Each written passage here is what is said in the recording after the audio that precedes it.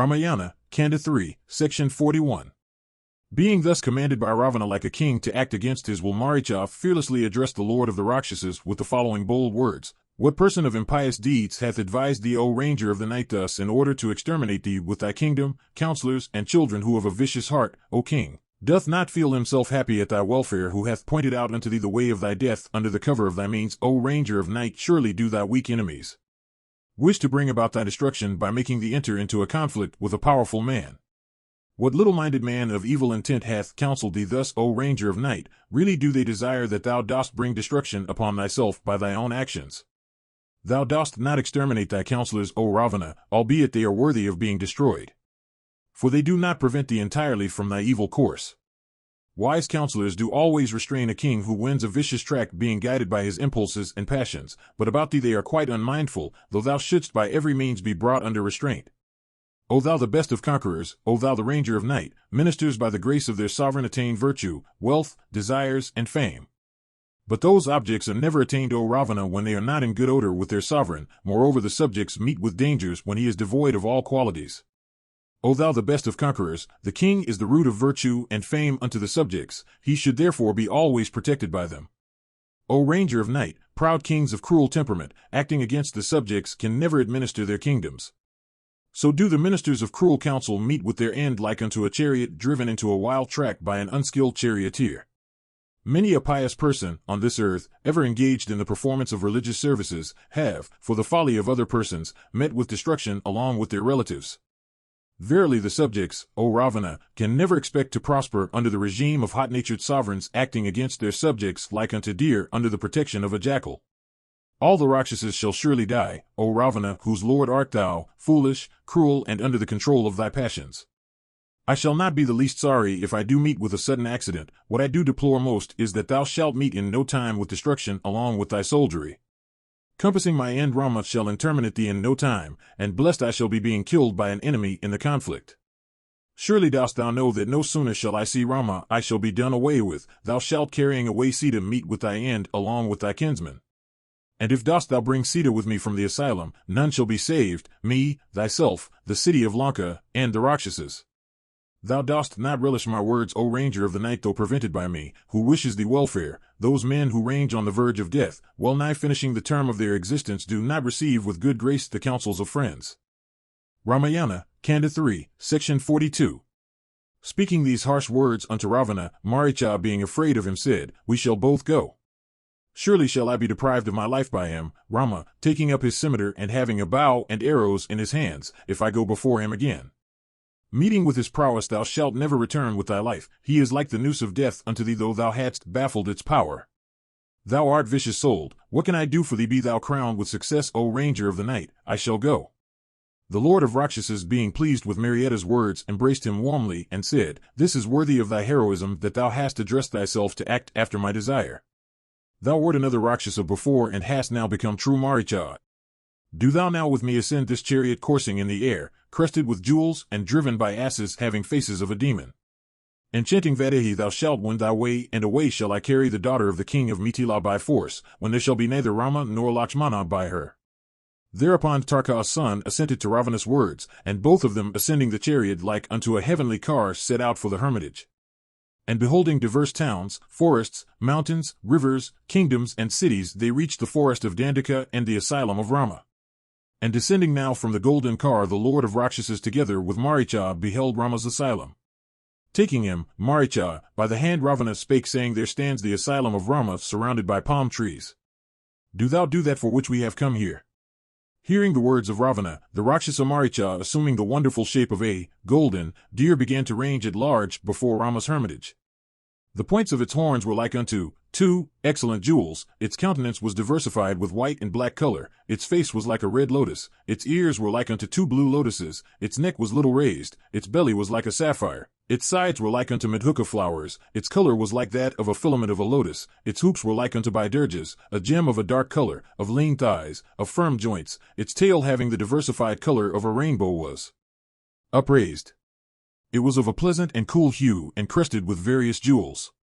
And in no time the Rakshasa assumed the shape of a beautiful deer. to tempt Vaidehi, that ranger of the night, assuming a beautiful countenance painted with diverse metals, illumining the beautiful forest and Rama's asylum with its beauty, and ranging at large on the green field and living on grass, began to proceed. That one of lively presence, having its body painted with hundreds of silver drops and living on twigs of trees, began to range in the forest. Sometimes walking into the plantain house, sometimes walking around the forest of Karnika, sometimes coming within the compass of Sita's vision, that best of deer, having its back painted with gold, began to range slowly around the hermitage. It began to walk at pleasure near Rama's asylum. Sometimes going, sometimes stopping, at one time running very swiftly and receding the next moment, that best of deer began to range at large. Sometimes playing around, sometimes lying on earth, and sometimes following the deer herd, having come within the threshold of the asylum and then followed again by them, that Rakshasa, assuming the form of a deer, came back to see Sita. He then began to range at large in the beautiful forest, extending far and wide. Seeing him, other forest deer came by him, and smelling him, fled away into different quarters. That Rakshasa, though expert in killing deer, did not eat them up, though touching, in order to hide his real self. In the meantime, Vaidehi, of auspicious looks, whose eyes inebriate like wine, being engaged in plucking flowers, was going sometimes to the Karnika grove and sometimes to the mango grove. That best of women, ever inured to living in the forest and possessed of a graceful countenance, walking and plucking flowers, saw that jeweled deer, having its body diversified with pearls and diamonds. It had beautiful teeth and lips and had its down resembling silver. She began to behold with affection, and with her eyes expanded with surprise. That elusive deer, seeing Rama's wife, began to move around as if lighting up that forest with the fire of its beauty. Beholding that deer ornamented with diverse jewels, and the like of which she had never seen before, the daughter of Janaka was struck with immense wonder. Ramayana, Kanda 3, Section 43. Beholding that deer with its sides painted with gold and silver, while collecting flowers, Sita, having blameless limbs and beautiful hips, and having the color of her body like that of pure gold, became immensely pleased, and called aloud her husband and Lakshmana with scimitars in their hands. Do thou come soon, O son of the worshipful sire, along with thy younger brother. Having called her husband again and again in this strain, she continued beholding that deer. Being thus called by the daughter of the king of Videha, those two best of men, Rama and Lakshmana, casting their looks around, beheld that deer. Seeing him, Lakshmana, struck with fear, said, "Methinks this deer is the Rakshasa Maricha. This vicious Maricha, O Rama, assuming the shape of a deer, oftentimes kills at pleasure the kings who come here a-hunting. He is cognizant of illusions, by virtue of which he has assumed this shape, O best of men. Its countenance is perfectly fine like the abode of Gandharvas, and resplendent like the sun. There is no such jeweled deer on earth. O Raghava, O Lord of earth, there is no doubt that this is nothing but illusion." When Lakshmana spake thus, Sita, with a pure smile, being under the influence of enchantment, contradicted him, and being pleased said, "O son of the worshipful sire, this deer hath attracted my mind. Get it for me, pray, O thou of mighty arms. It shall be an object of sport for us. Many a beautiful deer range at large in the vicinity of our hermitage, such as Chamara, Srimara, Rik, Prashada, Banera, and Kinara. They are all very beautiful and of mighty strength, but, O prince, I have never seen before the like of this deer. In energy, strength, and beauty it stands above all deer. Its entire body is diversified with various colors, nay, it is a jewel itself. It moves before me, beautifying the forest with its resplendence, like unto moon himself. Ah! What beauty, what beautiful a lustre, how musical a voice! This wonderful deer of variegated countenance hath indeed captivated my heart. If canst thou get by this deer alive, oh what wonder, what surprise! When shall we regain our kingdom after the expiry of the term of our banishment? This deer shall beautify the interior of our palace. O Lord, truly shall this celestial deer create surprise in Bharata, yourself, me, and my mother's-in-law.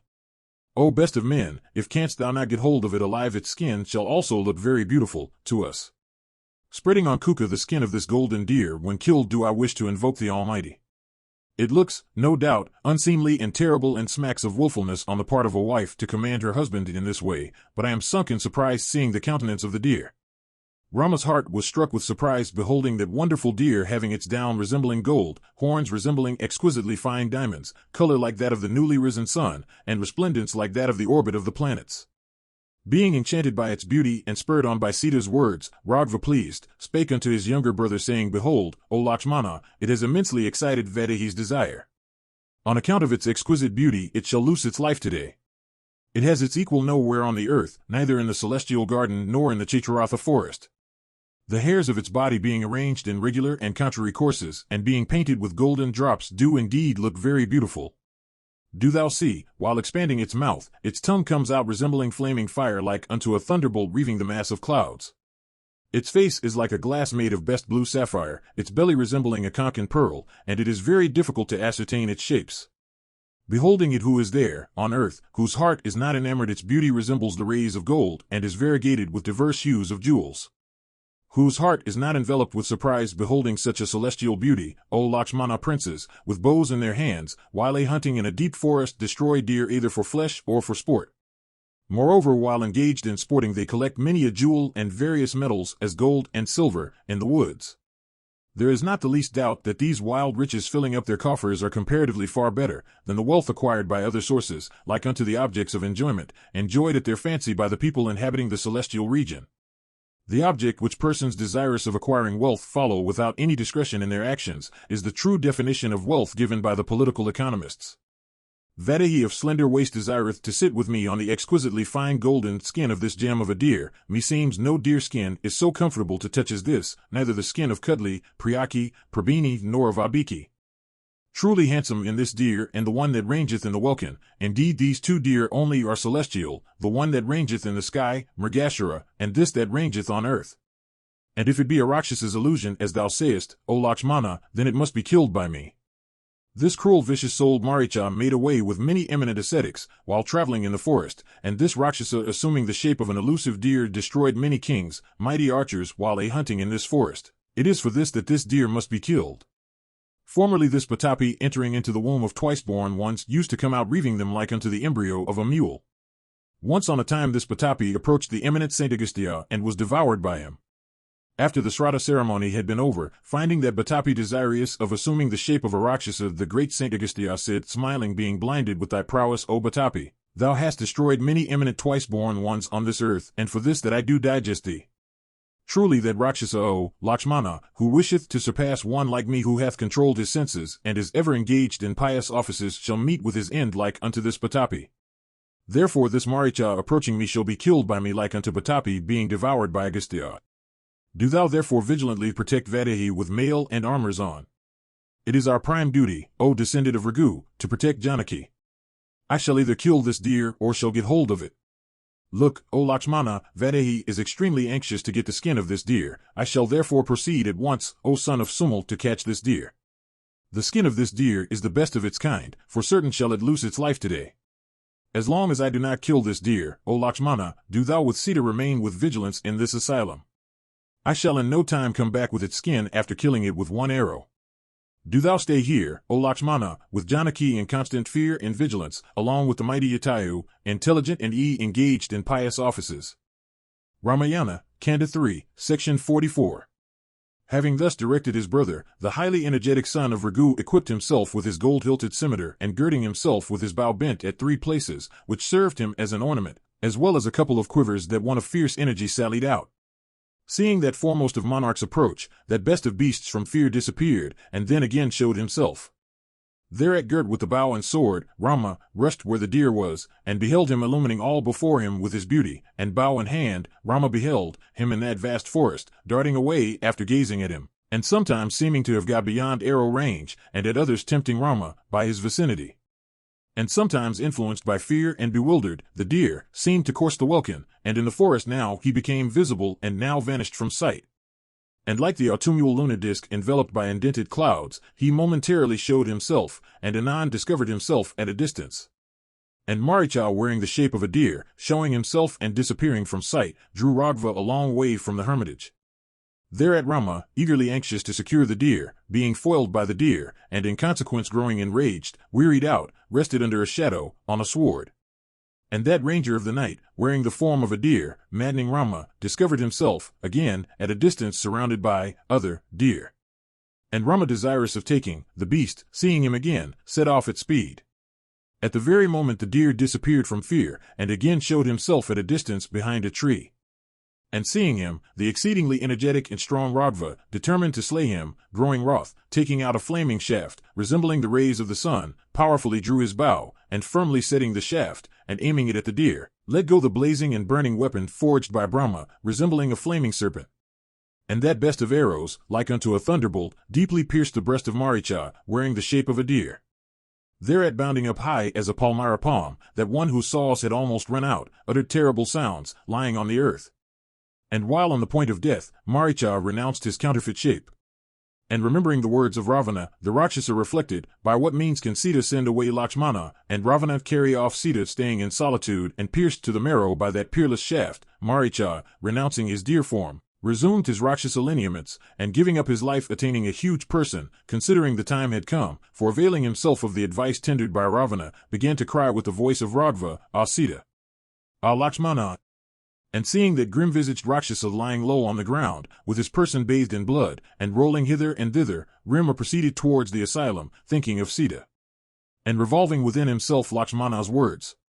While returning he thought aside Lakshmana said before that this was Maricha's illusion. His words have been verified now. Truly have I killed Maricha. Maricha has given up his ghost, exclaiming aloud, Ah! Sita, ah!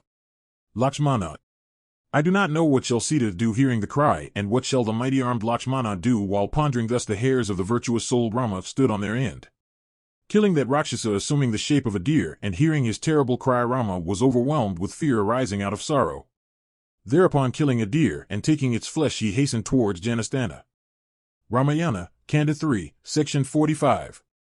Hearing that cry in the forest resembling her husband's voice, Sita spake unto Lakshmana, saying, Do thou go, and learn what has befallen Ragva. He is crying aloud in pitiable accents. Hearing them, my life and soul are incapable of remaining any longer in their proper places. It behoveth thee to save thy brother who is crying aloud in the forest. Do thou immediately repair hence to save him, who is in need of thy help. He hath been overpowered by the Rakshasas like unto a bullet brought under the power of a lion. Remembering the behest of Rama, Lakshmana did not go, though accosted thus by Sita. Extremely mortified, the daughter of Janaka spake unto him, saying, O son of Sumitra, thou art an enemy unto Rama, in the garb of a brother. Thou dost not proceed for the relief of thy brother who hath been reduced to such a plight. Dost thou desire, for fine, O Lakshmana, Rama's destruction, truly being under the influence of lust for me, thou dost not follow Ragva. For this thou dost welcome Rama's disaster, thou hast no affection for him. For this it is that thou dost sit here without anxiety, not seeing the highly effulgent Rama. Rama, following whom thou hast repaired unto this forest, being in danger, of what avail is life unto me? Vaidehi speaking thus, being influenced by sorrow, and with tears in her eyes, like unto a deer, Lakshmana spake unto her, saying, O Vaidehi, celestials, Danavas, Gandharvas, Rakshasas, Asuras, or Panagas, there is none who can defeat thy husband. There is not the least doubt in this. Worshipful madam. Celestials, Danavas, Gandharvas, Rakshasas, Pikachas, men, Kinnaras, animals, or birds, there is none among them who can withstand Ragva, who equals the Lord of Celestials in warfare. In fact, there is none who can do away with Rama in battle. It doth not behove thee therefore to accost me thus. Nor do I dare leave thee here alone in this forest without Rama. Even the mighty heroes, as the Lord of Celestials, cannot subdue his prowess with all their strength. Even the Almighty himself, with the celestials and the three worlds, cannot defeat him. Do thou therefore renounce grief and console thyself. Sooner shall thy husband return, killing the best of deer. It is not his voice, nor one sent by any deity. It is but an illusion of that Rakshasa, Maricha. O Vaidehi, thou hast been left unto my charge by the high-souled Rama. I therefore do not dare leave thee behind, O thou the jewel of a damsel. We have made these night rangers our enemies. For compassing the destruction of Kara, O worshipful one, and devastating Janastana, Rakshasas oftentimes use improper words unto us in this extensive forest. O Vaidehi, to create mischief unto the pious is the only amusement of these Rakshasas. Thou shalt not therefore be anxious for this. Being thus addressed by him, her eyes were reddened with ire, and she spake these harsh words unto the truthful Lakshmana, saying, O cruel one! O thou the destroyer of thy line! It is a disgrace unto thee that thou wishest to protect me, killing Rama. Methinks, this mighty disaster of Rama is welcome unto thee, or else why shouldst thou, seeing this, speak thus, O Lakshmana? It is not a wonder that an evil desire lurks in thee, who art a hypocrite and a cruel-hearted enemy. Verily art thou a monster of wickedness, that Rama repairing unto woods, thou hast, being lustful for me, followed him alone. Or hast thou been engaged by Bharata to act thus, but thy or Bharata's intention shall not be satisfied, O Sameter. How shall I desire another man after serving the lotus-eyed Rama of dark blue hue as my husband? I shall renounce my life before thee. Therefore, O Lakshmana, without Rama I shall not maintain my being for a moment on this earth. Hearing these brazen words of Sita, capable of making one's down stand on end, the self-controlled Lakshmana with joined hands spake unto her, saying, Thou art a very goddess unto me, I therefore dare not answer thee. What thou hast spoken, O Maithili, is nothing surprising for females. Such is the nature of womankind on this earth. Women by nature are crooked, fickle, devoid of religious knowledge, and bring about difference between father and son. O Vaidehi, O daughter of Janaka, truly am I incapable of putting up with these words of thine. They have pierced through both of my ears like a heated naracha. However, the deities ranging in this woodland are my witnesses, may they hear thee. I spoke what was fair and have been thus addressed by thee with these harsh words. I do always obey my superior's commands. Fie on thee! Thy destruction is near at hand, that dost thou suspect me, being influenced by this womanish nature. I shall go where Kakusta is, may good betide thee, O thou the best of damsels. May the deities of the forest protect thee, O thou of expansive eyes. Many a bad omen appear before me. May I see thee again when I shall come back with Rama. Being thus accosted by Lakshmana, the daughter of Janaka replied, weeping and being bathed in tears. Without Rama, O Lakshmana, I shall drink virulent poison, enter fire, or dive into the Godavari. I shall destroy this body either by hanging or by falling down from the top of a high object. I shall never be able to touch another man but Rama. Speaking thus unto Lakshmana, Sita, being enveloped with grief, weeping, struck her belly with her hands. Seeing the daughter of Janaka of expansive eyes weep thus in pitiable accents, Lakshmana, losing his attention, began to console her. Afterwards the pure-hearted Lakshmana, having control over his senses, saluting Sita with clasped palms and bending low a little, proceeded where Rama was, casting again and again his glance upon her as he went. Ramayana, Kanda 3, Section 46. Having been addressed with those harsh words, the younger brother of Raghava, enraged, proceeded at once, being anxious to see Rama. Thereupon the ten-necked one, availing of this opportunity, came before Vaidehi, assuming the semblance of a mendicant. Wearing a soft silken cloth, with a lock of hair on his head, with an umbrella and shoes, and having on his left shoulder a rod and kamandalu, the highly powerful one, assuming the appearance of a wandering devotee carrying 3 long bamboo staves, appeared before Vaidehi in the forest when there was none of the brothers by her. He saw there the young and pious daughter of the king, like unto an evening void of both sun and moon, and as the highly terrible Rahu eyes Rohini forsaken by moon. Seeing that terrible one, the doer of evil deeds, the trees of Janastana did not move nor the wind did blow. Seeing him, Sita, with his blood-red eyes, the fast-streaming river Godavari even slackened its course out of fear. In the meantime, the ten-necked Ravana, inquiring about Rama's weak points, appeared before Vaidehi in the guise of a mendicant. Like unto Sani approaching Chitra, that impious one, assuming the appearance of a pious man like a well covered with grass, approached Vaidehi, who was bewailing her husband. And seeing that pious spouse of Rama, Vaidehi, Ravana stood before her. Her lips and teeth were extremely fine, her face resembled the full moon, and her eyes were like lotus petals. She had a yellow silken cloth on and sat in a thatched cottage, overwhelmed with grief and bathed in tears. And that ranger of the night with a pleased heart approached Vaidehi. Seeing her, that lord of Rakshasas was pierced with the shafts of passion. And speaking highly of her, surpassing in beauty the 3 worlds, and resembling by the excellence of her own person the very goddess of wealth herself, Ravana, uttering the name of God, spake unto her, saying, O thou having the color of gold and silver, O thou wearing silken cloth, O thou appearing like a lotus wearing a garland of lotus petals, O thou of beautiful countenance. Art thou bashfulness, beauty, fame, wealth, Apsara, dignity, or Rithi herself, who is ranging at will in this forest? All thy teeth are equal, having their tops like unto the buds of Kanda flower, beautiful and yellow. Thy eyes are expansive, clear, of bloody hue, and having black pupils. Thy hip is fleshy and spacious. Thy thighs are like those of elephants, round, fleshy, and perfectly strong.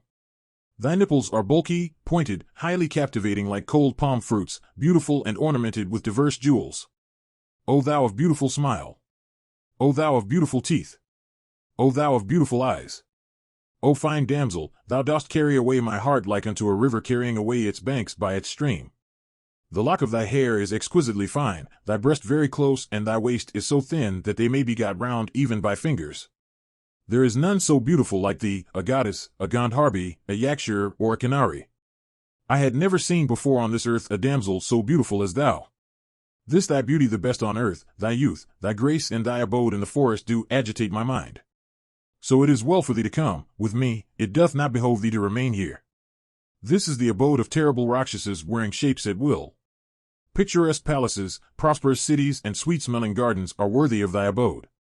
O thou of dark blue eyes, fine is thy garland, fine is the smell of thy person, and fine is thy apparel, methinks fine is thy husband too. O thou of pure smile!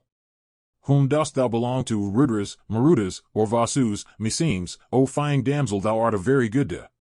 No one comes here, the Gandharvas, the Celestials, or Kinnaras, this is an abode of the Rakshasas, how dost thou come here? Art thou not afraid of these monkeys, lions, tigers, wolves, bears, herons, and hyenas alone in this forest? Art thou not afraid of these terrible elephants of fierce motion and maddened with the exuding of their temporal juice? Who art thou, whose wife? What for dost thou range alone in this forest of Dandaka frequented by terrible Rakshasas? Thus addressed was Vaidehi by the vicious-souled Ravana. Seeing him come under the guise of a twice-born one, Maithili worshipped him with diverse articles necessary for serving a guest. Offering him a seat first and afterwards inviting him to wash his feet, she said unto that one of placid look, cooked rice is ready. Seeing Ravana approach with Kamandalu and wearing a red cloth under the guise of a Brahmana, Maithili could not pass by him any way, and considering him a twice-born one by various signs, invited him as if a Brahmana, saying, O Brahmana, do thou sit on this seat facing the right, do thou take this water, to wash thy feet, do thou enjoy these well-cooked eatables growing in the forest and intended for thee. Janaki, the wife of Lord of Men, inviting him thus, Ravana, casting a look upon her, addressed himself for his own destruction, to carry her away. She was anxiously expecting the return of Rama, who had gone a-hunting with Lakshmana. She looked around, and behold, but on all sides the spacious yellow forest land, there was neither Rama nor Lakshmana. Ramayana, Kanda 3, Section 47.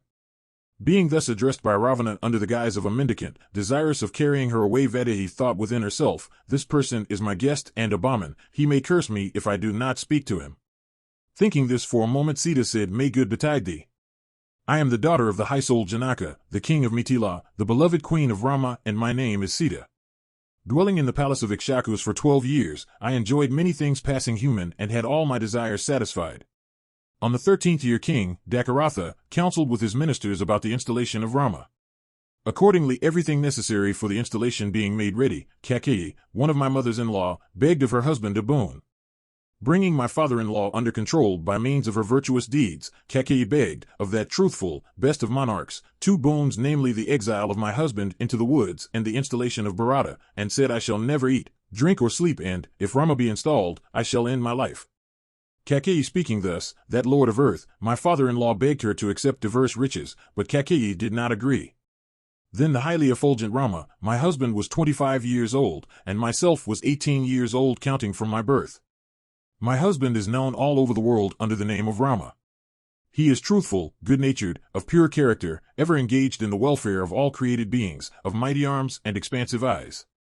Our father, the king Dakaratha, was entirely under the control of passions, and hence for the satisfaction of Kaikeyi did not install Rama. When Rama came to his father for being installed, Kaikeyi spoke unto my husband the following cruel words, Do thou hear, O Raghava, how I have been ordered by thy sire. This kingdom, rid of thorns, is to be conferred on Bharata, and thou shalt have to sojourn into woods for years 9 and 5. Do thou therefore repair unto forest, O Kakusta, and save thy sire from untruth. Whereto Rama fearlessly replied, So be it. Hearing her words, my husband of firm vows acted accordingly. He always mocketh gifts and taketh none. He always speaketh truth and never telleth an untruth. This is his best observance, O Brahmana. His half-brother named Lakshmana is of mighty prowess. That best of men is Rama's help and the destroyer of foes in battle. That brother of his named Lakshmana is of firm resolution and given to asceticism. With a bow in hand he hath followed, Rama, flying as an exile unto woods along with me. Thus that one, Rama, of firm resolution and ever engaged in pious offices, wearing matted hair and assuming the semblance of an ascetic, hath entered this forest of Dandaka along with myself and his younger brother. O thou the best of twice-born ones, we 3 being deprived of our kingdom by Kaikeyi have been living in this dense forest by virtue of our effulgence. Do thou take heart for a moment and live here. Instantly shall my husband return with good many wild fruits and roots and with sufficient meat after killing many a deer, hog, and gosamp.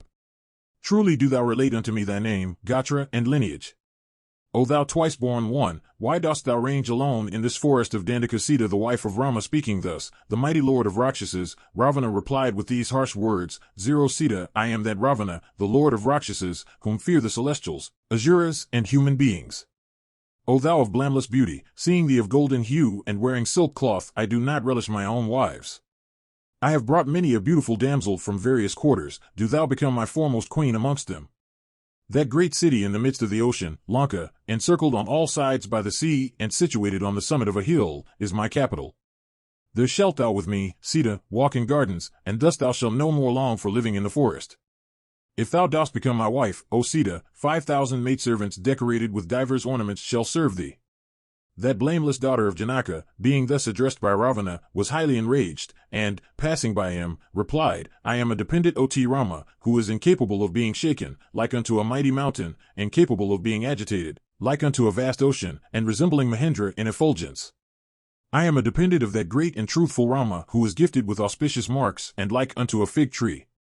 I am dependent of that lion among men, Rama, of mighty arms, of a spacious breast and treading like a lion. I am a dependent of that son of a king, Rama, of mighty arms, having control over his passions, whose face resembles the full moon and whose fame hath spread far and wide over the earth.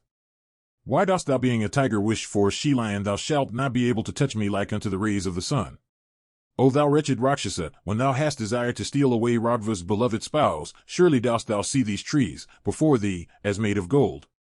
Dost thou wish to uproot the teeth from the mouth of a lion, that enemy of deer, or from that of a serpent? Dost thou wish to clasp with thy hands the Mandara hill, or dost thou wish to walk in peace after drinking poison? Dost thou wish to rub thy eyes with pins and lick a razor with thy tongue? Thou dost wish to swim across an ocean, having a rock tied unto thy neck. Thou dost wish to get at the sun and moon, to bind a flaming fire with a piece of cloth and walk through iron spikes, as thou hast wished to come by the worthy spouse of Rama. Mighty is the difference between Rama and thee, like unto that between a lion and a jackal, a sea and a rivulet, nectar and gruel, gold and iron, sandal and mud, an elephant and a cat, a crow and Garuda, a peacock and a magi, an aquatic bird, or a duck and a vulture. Even if thou dost steal me, that mighty archer Rama, gifted with the prowess of the Lord of Celestials, living, surely shall I die, like unto a gnat sucking clarified butter. Addressing those words unto that wicked ranger of the night, that innocent, Sita, shook like a plantain tree shaken by the wind. Thereupon Ravana, like unto death and prowess, trembling, began to relate unto her with a view to frighten her, his race, power, name, and actions. Ramayana, Kanda 3, Section 48. After Sita had spoken these harsh words, Ravana, enraged, with a frown, replied, O thou of a beautiful countenance, I am the stepbrother of the Lord of Wealth, and my name is the mighty ten-necked Ravana. May good betide thee. Like unto people fearing death, the celestials, Gandharvas, Pikachas, Panagas, and serpents fly in diverse directions, being frightened by me. I have subdued by my prowess, my stepbrother, the Lord of Wealth, in a conflict, quarreling with him for some reason. Thereat, that one carried by men, renouncing out of my fear this wealthy abode of Lanka, hath been living on that Lord of Mountains, Kailaka. O thou auspicious one, by virtue of my prowess I have taken away that beautiful chariot of his called Puspaka. Ascending that chariot thou shalt travel by the ethereal route. O Maithili, when I am excited with ire, Indra and other celestials at the mere sight of my countenance fly away in diverse directions out of fear. Wherever I live, the wind bloweth cautiously, and the sun, of piercing rays, out of fear for me appeareth in the welkin like the moon. What shall I say more? Wherever I live, even the leaves of the trees do not flutter, and the currents of the rivers are stopped. Beyond the ocean stands my beautiful capital Lanka, like unto Indra's Amaravati, the capital of the Lord of Celestials, guarded on all sides by the terrible night rangers and encircled by yellow walls. That beautiful city hath gateways of ornamented and jeweled arches and golden apartments. It is filled with elephants, horses, and chariots, always resounds with the sounds of bugles, and is beautified with gardens having divers trees of wished-for fruits. O Sita, O thou the daughter of a king, in this city shalt thou dwell with me. O large-minded damsel, thou shalt never think of earthly women. O thou of an exquisite countenance, enjoying these many things passing human, thou shalt not any more think of Rama, a human being of brief existence. Placing his beloved son on the throne, King Dakaratha hath sent away his eldest son of weak prowess into the woods. O thou of expansive eyes, what shalt thou do with that wretched ascetic Rama who hath been deprived of his kingdom? I am the lord of the whole world of Rakshasas, being pierced by the shafts of Kama have I come by thee. It doth not behove thee therefore to pass by me. O timid damsel, truly shalt thou repent afterwards if thou dost disregard me, like unto Urvashi kicking Pururava. Rama is a human being and is not even equal to a finger of mine in battle. By thy good luck have I come unto thee, do thou give thyself up unto me, O thou of a beautiful countenance. Being thus addressed by him, Vaidehi exceedingly wroth and with blood-red eyes spoke unto that lord of Rakshasas in the lonely forest these bold words. How dost thou wish to perpetrate such an impious deed after introducing as thy brother that highly worshipful Kuvara adored by all the deities? O Ravana, surely shall all the Rakshasas meet with death, who have such a stupid, harsh and lustful person like thee for their king. One can breathe on this earth carrying away Indra's wife, Sachi, but stealing me, the wife of Rama, nobody shall be able to live in peace. O Rakshasa, it might be possible for one to live on this earth treating contemptuously the wife of the holder of Thunderbolt, but insulting me none shall escape the hands of death even if he drinketh nectar. Ramayana, Kanda 3, Section 49. Hearing those words of Sita, the highly powerful ten-necked one striking his hands together, increased his body too high. Thereupon, that one skilled in speech again spake unto Maithili, Methinks thou hast run mad. Hast thou not heard of my valor and prowess stationing myself in the welkin? I can with my hands raise up the earth. I can drink up the waters of the ocean. And engaged in conflict I can destroy death itself. With my sharpened shafts I can pierce the sun and cut asunder the earth. Thou art mad with thy beauty. Do thou look upon me, who am capable of illusions. When he had spoken thus, his yellow eyes became blood-red with rage and assumed the semblance of flaming fire. Thereat Ravana, the younger brother of the Lord of Wealth, changing his placid countenance, instantly assumed his own terrible shape resembling that of Yama. Highly exercised with ire, that ranger of the night became of 10 countenances and 20 arms, his eyes were bloody and he appeared beautiful like unto blue clouds, being dressed in gold-hued apparel.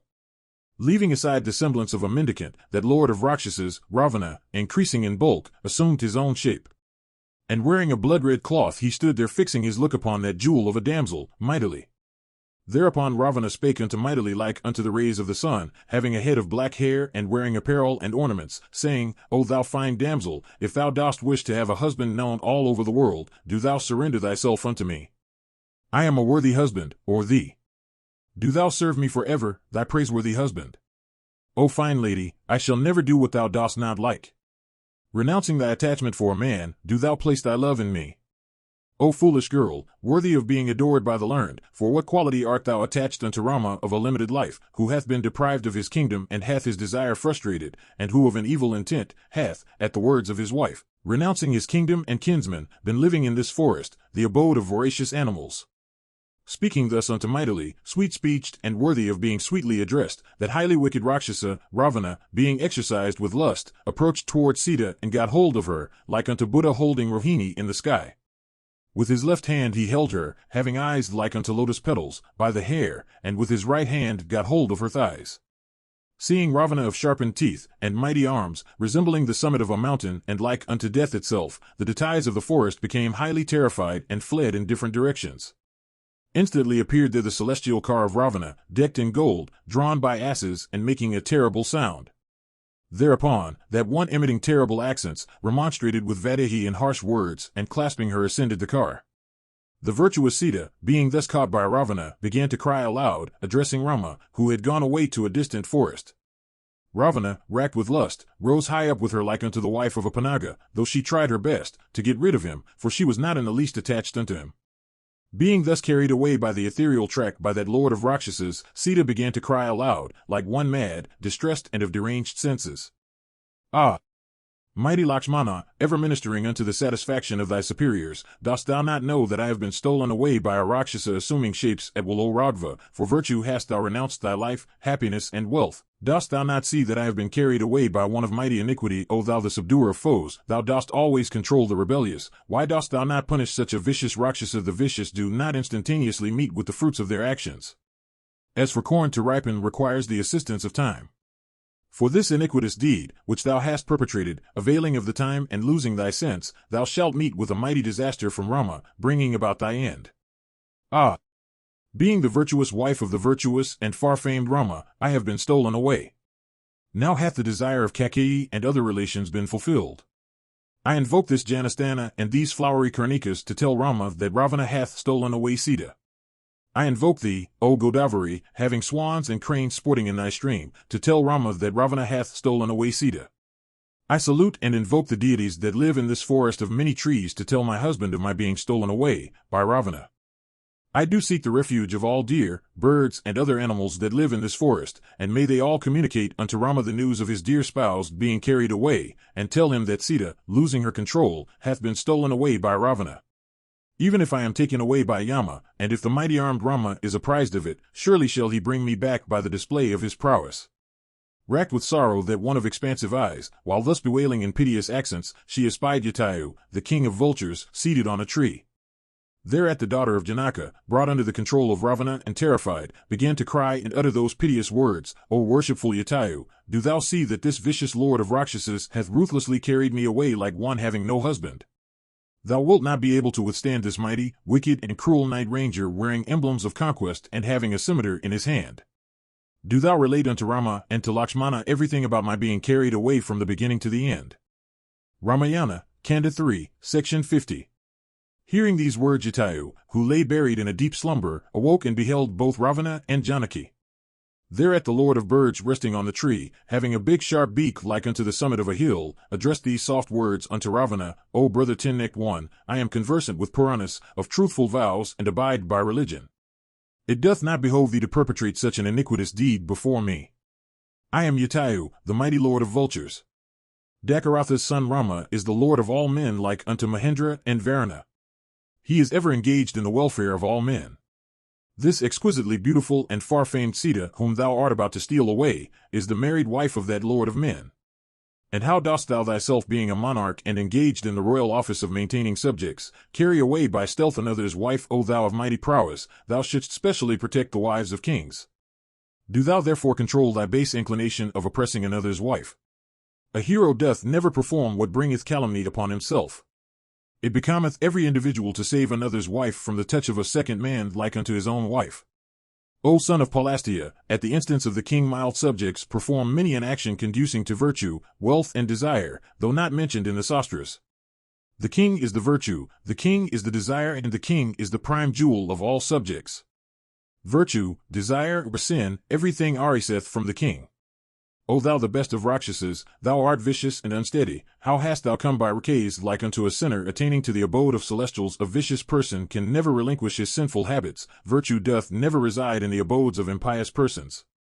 The mighty and the virtuous-souled Rama hath committed nothing wrong in thy city or thy dominions. Why dost thou then commit wrong by him? Kara of Janastana is highly wicked, and if Rama of blameless actions hath killed him on Surpanaka's account, how is he to blame? Why dost thou then carry away the wife of that lord of men? Do thou soon leave off Vaidehi. Like unto Indra burning down Vitrasura, Rama, looking with his terrible eyes like flaming fire, shall reduce thee to ashes. Dost thou not understand that thou hast tied with cloth a virulent serpent? Dost thou not see that thou hast placed around thy neck the noose of death? It is always proper to carry such a weight as doth not exhaust him who carries. It is always proper to take such a food as doth not cause illness. Who engageth himself in such an action as doth not confer virtue, fame, or glory, but bringeth about physical affliction only. O Ravana, I am 60,000 years old and have been administering regularly my ancestral kingdom. Old though I am, thou shalt not be able to carry away with safety Janaki in my presence, young, accoutred in mails as thou art with bow and arrows in thy hands and ascending a car. As it is not easy to destroy, by the reasonings of logic, Vedas and Shrutis containing eternal and immutable truths, so thou shalt not be able to carry away Vaidehi by force before me. If thou art a hero, do thou fight. Or do thou wait for a moment, O Ravana, thou shalt also embrace the earth like unto Kara. Soon shall Rama clad in bark destroy thee in the battlefield, who hadst many a time and oft destroyed in conflict the celestials and Danavas. These two princes Rama and Lakshmana are at a distance. What shall I do now, O vile being? Undoubtedly shalt thou, terrified, be destroyed by them. Myself drawing my breath, thou shalt not be able to carry away this beloved queen of Rama, the pure-natured Sita having eyes resembling lotuses. It is my duty to do good unto the high-souled Rama and Dakaratha even at the sacrifice of my life. Do thou stand, O ten-necked one. Behold for a moment. O Ravana, I shall throw thee headlong from this car, like unto a fruit from its stalk. O Ranger of the Night, even to my utmost might I will render thee hospitality and encounter. Ramayana, Kanda 3, Section 51. While Yatayu, the king of birds, spake this, Ravana, the lord of Rakshasas, wearing pendants made of pure gold, having his eyes reddened with ire, darted towards him. Thereupon they began a terrible conflict in the welkin, like unto clouds driven by wind. There occurred a mighty conflict between Yatayu, the lord of vultures, and Ravana, the lord of Rakshasas, like unto two Malayavan hills supplied with wings.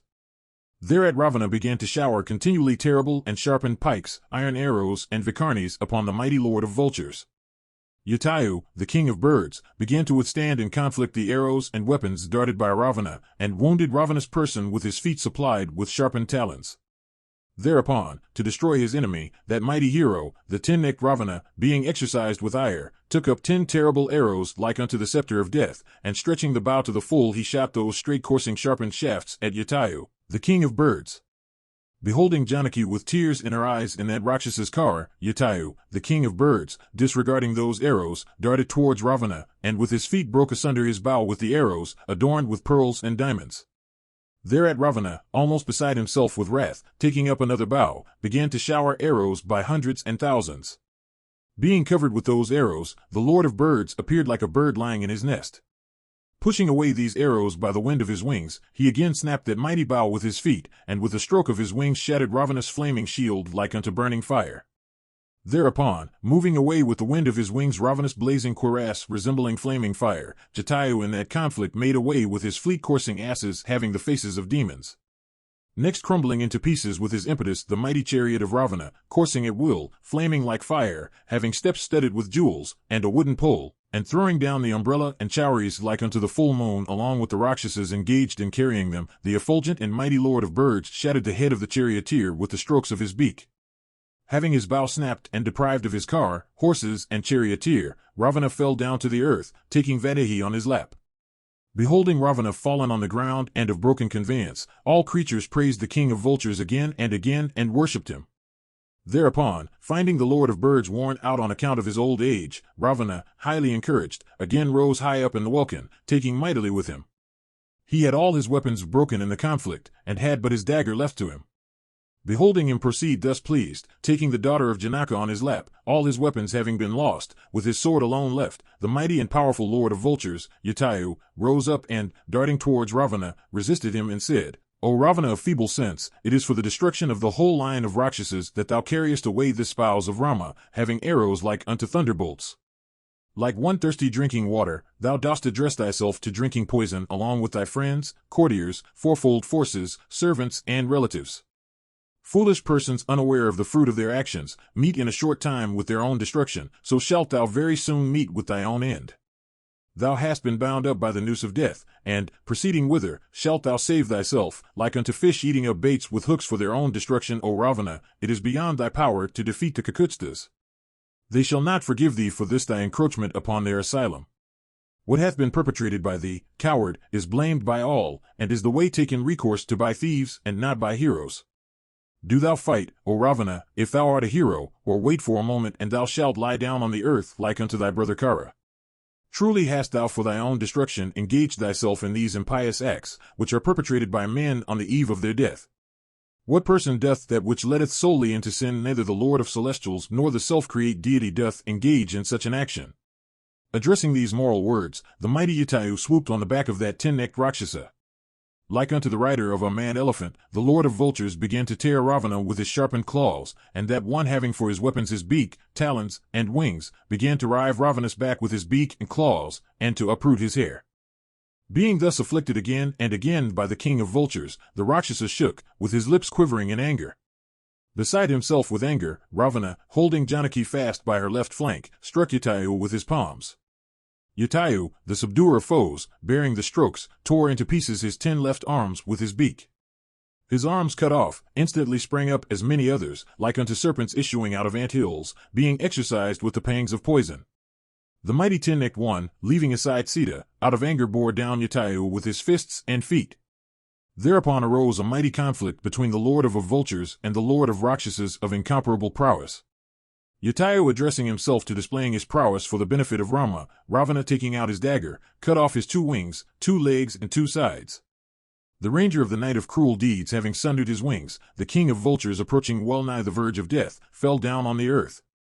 Beholding him fallen on the ground with his person bathed in blood, Sita became exceedingly aggrieved and darted towards him like unto a friend. The Lord of Lanka beheld Jatayu, fallen on the ground, resembling sable clouds, having a yellow breast and of exceeding prowess, like unto an extinguished forest fire. Then Sita the daughter of Janaka, having a moon-like countenance, began lamenting, clasping with her hands Jatayu, crushed and fallen on the ground by the vehemence of Ravana's prowess. Ramayana, Kanda 3, Section 52. Beholding the king of vultures slain by Ravana, that one possessed of a face fair as the moon, stricken with grief, broke out into lamentations, saying, throbbings of the eyes or other parts of the body, dreams, seeing birds or hearing their voices, are found to augur happiness or misery to men.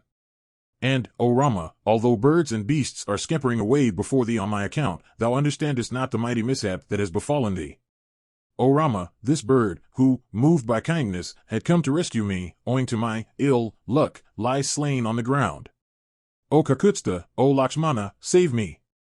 Thus did that best of females, afflicted with fear, bewail, and those near her heard her lamentations. Thereat, that lord of the Rakshasas, Ravana, darted towards Videhi, who, with a faded wreath for her ornament, was bewailing in forlorn guise, exclaiming repeatedly, "Leave off! Leave off!" The lord of the Rakshasas got at her, as she was clasping a mighty tree as if it were a creeper.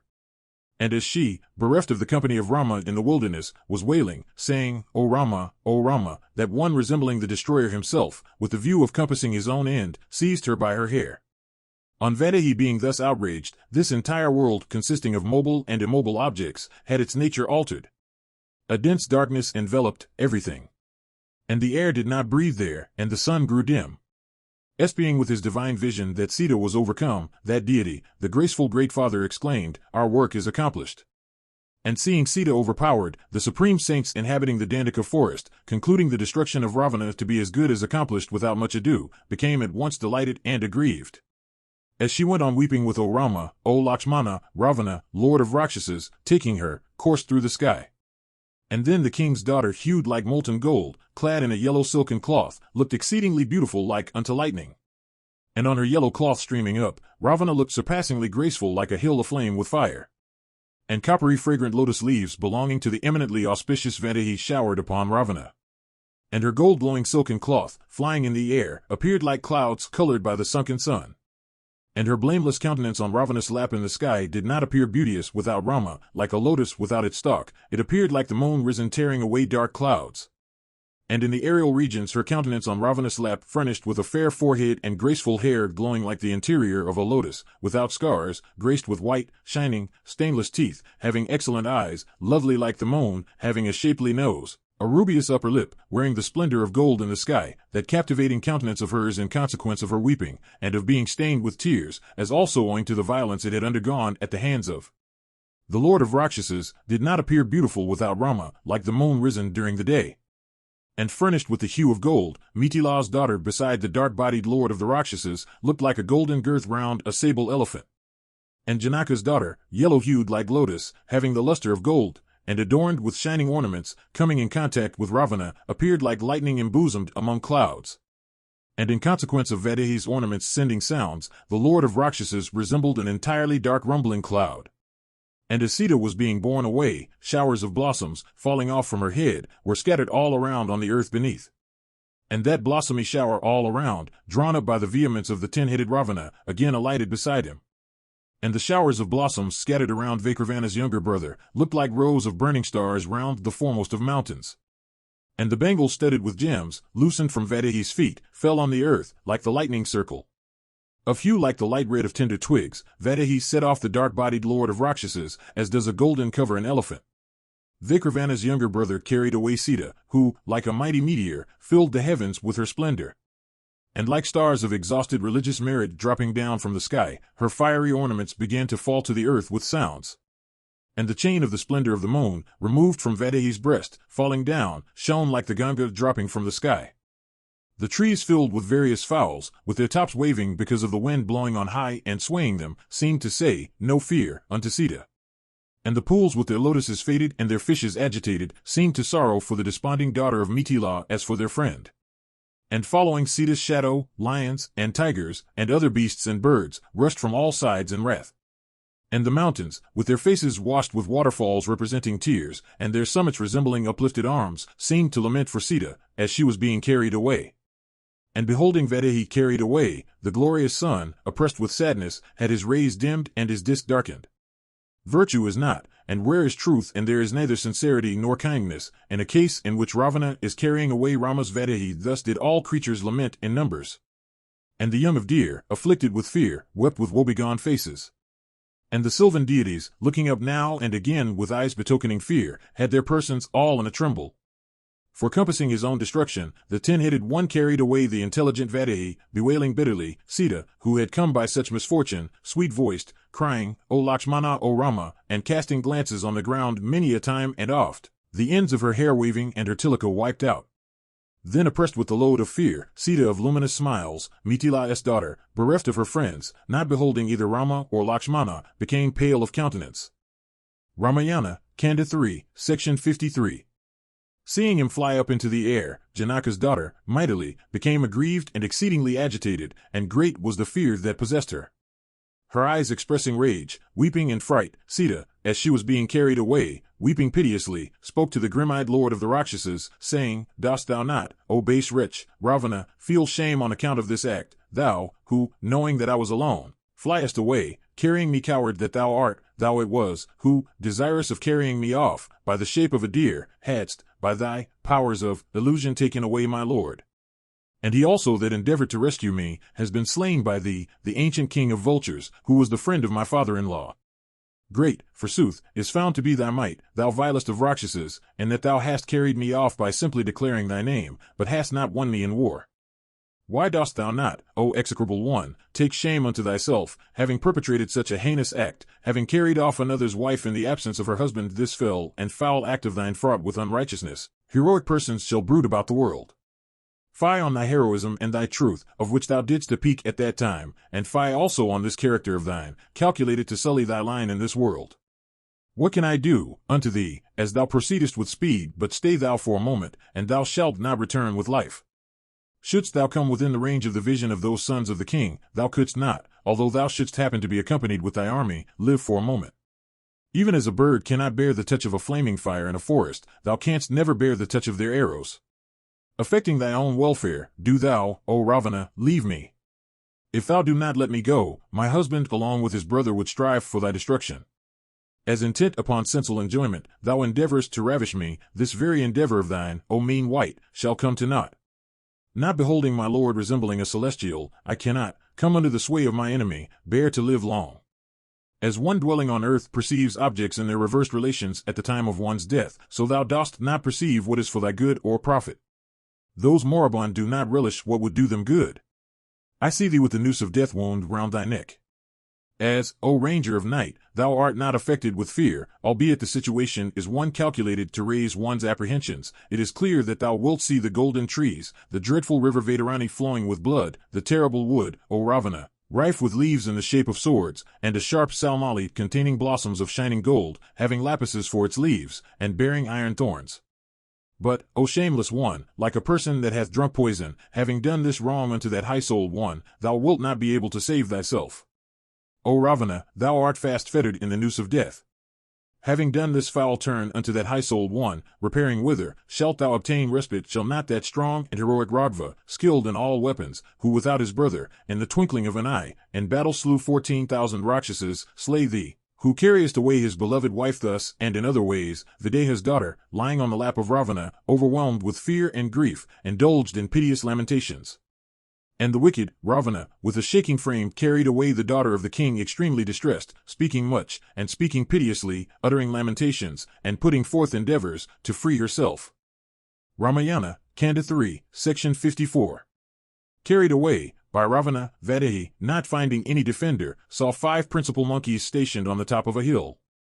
Thereat, that lady of expansive eyes and surpassing charms, in the hope that they might convey the intelligence unto Rama, flung off in their midst her gold-gleaming silken sheet, and elegant ornaments. But the 10-headed one, owing to hurry, did not observe the throwing of the cloth along with the ornaments. Those foremost of monkeys, having tawny eyes, observed with winkless eyes the large-eyed Sita as she was giving way to grief. And the lord of Rakshasas, passing beyond Pampa, directed his course towards the city of Lanka, taking Mithila's daughter along with him, indulging in lamentations. Experiencing the height of delight, Ravana ravished her, taking her on his lap, like a sharp-toothed serpent of virulent poison. And speedily, like an arrow shot from a bow, he, coursing the welkin, left behind woods and streams and mountains and pieces of water. And coming to the abode of Varuna, that refuge of rivers, the exhaustless ocean, the home of whales and alligators, he crossed over it. In consequence of the carrying away of Vaidehi, Varuna's abode, from grief, had all its waves stilled and its fishes and mighty snakes inert, and the Charanas uttered in the heavens these words, O 10-headed one, this is thy end. Thus did the Siddhas then say. And taking Siti on his lap, representing his own death, who endeavored to liberate herself, Ravana entered the city of Lanka. And entering the city of Lanka, vast, with all its highways well arranged, and with people thronging its gates, he entered his own inner apartment. Then Ravana set Sita there, having eyes with dark outer corners, exercised with grief and dole, as if Maya had set his own azure illusion, in his own palace. Then the 10-headed one spoke unto some female friends of terrible visages, Let no man or woman behold Sita without my permission. And I command that, should she ask for pearls, or rubies, or gold, or apparel, or ornaments, the same should be rendered unto her. She that, whether knowingly or unknowingly should say anything unpleasant to Vaidehi, would hold her life cheap. Having said this unto the Rakshasas, the puissant lord of the Rakshasas went out of the inner apartment, and thought within himself as to what was to be done next. And he saw 8 flesh-eating Rakshasas of wondrous prowess. And seeing them, the exceedingly powerful, Ravana, blinded by the bestowal of the bone, after extolling their strength and heroism, addressed them, saying, equipped with various weapons, do ye speedily take yourself to Janasthana, that field of carnage, which ere this contained the abode of Kara, and casting off fear at a distance, do ye sojourn in vacant Janasthana with all its Rakshasas slain, by Rama. A great many troops endued with exceeding prowess, who had been posted in Janasthana, have, along with Dashana and Kara, been slain by the shafts of Rama. Hence unprecedented is my wrath, towering above my patience, and great and fierce also is the hostility I have conceived against Rama. I wish to avenge myself on my mighty enemy. Sleep find I none without slaying my foe in fight. Slaying that slayer of Kara and Dashana, Rama, I shall attain delight like unto that attained by a pauper on gaining riches. Staying in Janasthana, ye shall gather true information touching Rama as to what he is about. Repair all ye rangers of the night carefully, and strive yourselves always for slaying Rama. I have been well acquainted with your strength in many a field, and it is for this that I set ye in Janasthana. Hearing these agreeable and weighty words of Ravana, those Rakshasas, bowing down unto Ravana, left Lanka, and in a body invisibly proceeded in the direction of Janasthana. Having obtained Mithila's daughter, Ravana experienced great joy in establishing her in his own house, and having created high hostility with Rama, Ravana through blindness rejoiced greatly. Ramayana, Kanda 3, Section 55. Having commissioned those 8 terrible and mighty Rakshasas, Ravana, in consequence of perversion of sense, considered himself as crowned with success. And brooding over Vaidehi, he, sore pierced by the shafts of Kama, hastily entered his charming mansion, with the intention of seeing Sita. And entering that apartment, Ravana, lord of Rakshasas, saw the distressed Sita in the midst of the Rakshasas, with a tearful countenance, oppressed with a load of grief, like unto a bark sinking in the ocean through the violence of the winds, like unto a doe separated from the herd of deer, and surrounded by dogs. Coming to Sita disconsolate in consequence of stress of sorrow, remaining with her head bent down, that ranger of the night, the lord of the Rakshasas, forcibly shewed unto her that mansion resembling the mansion of the celestials, thick with palaces and lordly piles, inhabited by thousands of females, containing birds of various kinds, furnished with various gems, with beautiful pillars of ivory gold and crystal and silver, studded with diamonds and lapises. Ravana in company with Sita ascended the beautiful golden stairs, resounding with the sounds of kettle drums and embellished with ornaments of burnished gold. And those lofty edifices had excellent windows made of ivory and silver, and covered with golden nets. The ground all over was decorated with ambrosia and gems. The 10-headed one in his own mansion shewed unto Maithili large tanks and pools covered with various kinds of flowers. All this, Ravana shewed unto Sita overmastered by sorrow. And after having shewed unto Vaidehi the whole of that goodliest of mansions, that wicked one, with the intention of tempting Sita, spoke unto her, saying, O Sita, leaving out old men and boys, I am the lord of 32 coties of night rangers of terrible deeds. And 1,000 come forward whenever required for any service. If such is my sovereignty, all this is established in thee, O large-eyed lady, as well as my life. Thou art dearer unto me than life. O Sita, be thou the mistress of those numerous excellent women who are my wives. Dear, be thou my wife. This is for thy good. Why shouldst thou act otherwise? Do thou relish my speech? Do thou bend thy mind towards me? It behoves thee to favor me, who am burning in the heat of desire. This Lanka, measuring 100 yojanas girt round by the ocean, is incapable of being harassed by the celestials themselves, headed by Indra. Neither among the celestials, nor yakshas, nor gandharvas, nor serpents, find I any one that can match me in prowess. What wilt thou do with Rama, a human being of short life, poor, of small prowess, practicing mendicancy? O Sita, bend thy mind unto me. I am a fit husband for thee. O timed one, youth is uncertain. Sport with me here. And, O thou of a handsome countenance, do not wish for the sight of Radha. O Sita, what power hath he to come hither? Even in thought none can fetter the exceedingly fleet wind in the sky, or hold the bright flame of a burning fire. O beauteous one, in these three worlds I find no one that can by his might carry thee away, who art protected by my arms. Do thou govern at Lanka this extensive kingdom. The like of me and celestials, and all that are mobile and immobile, shall be thy servants. Laving thy limbs with water, do thou gratify me. The evil that thou hadst done hath been expiated by thy life in the forest. Now do thou reap the fruit of thy good deeds. Here are garlands furnished with divine fragrance, and, O mightily, superb ornaments. Enjoy thou all those along with me. O thou of shapely hips, the car called Pushpaka, resembling the sun, which, formerly, belonged to my brother Ravana, was through my prowess won by me in fight. And vast and beautiful is that car, furnished with the speed of the mind. Do thou, O Sita, at thy pleasure sport on it along with me. Thy face stainless and lovely to look at, resembling the lotus, doth not, O thou of a comely countenance, O magnificent damsel, appear beautiful in consequence of thy being exercised with grief. When Ravana had spoken thus, that best of females, Sita, muffling up her moonlight countenance with the ends of her cloth, began to shed gentle tears. Thereat the heroic ranger of the night, Ravana, said unto Sita, distressed, sunk in thought, and deprived of her splendor through anxiety, O Vaidehi, banish bashfulness, which stands in the way of one's duty. The yearning I feel after thee is in consonance with what the sages prescribe. These tender feet of thine I press upon my heads. Do thou speedily shew thy favor unto me. I am thy slave, ever obedient unto thee. Let not these words of mine spoken by me under the withering influence of love prove fruitless.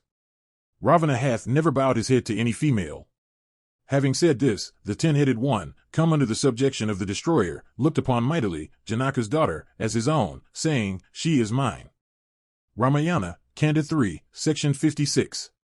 Having been thus addressed, Vaidehi, unaffected by fear, although exercised with grief, placing a blade of grass between herself and Ravana, answered him, saying, there was a king named Dakaratha, the bridge of righteousness, like unto a mountain, ever bearing regard towards the truth, and renowned among men, whose son is Radha.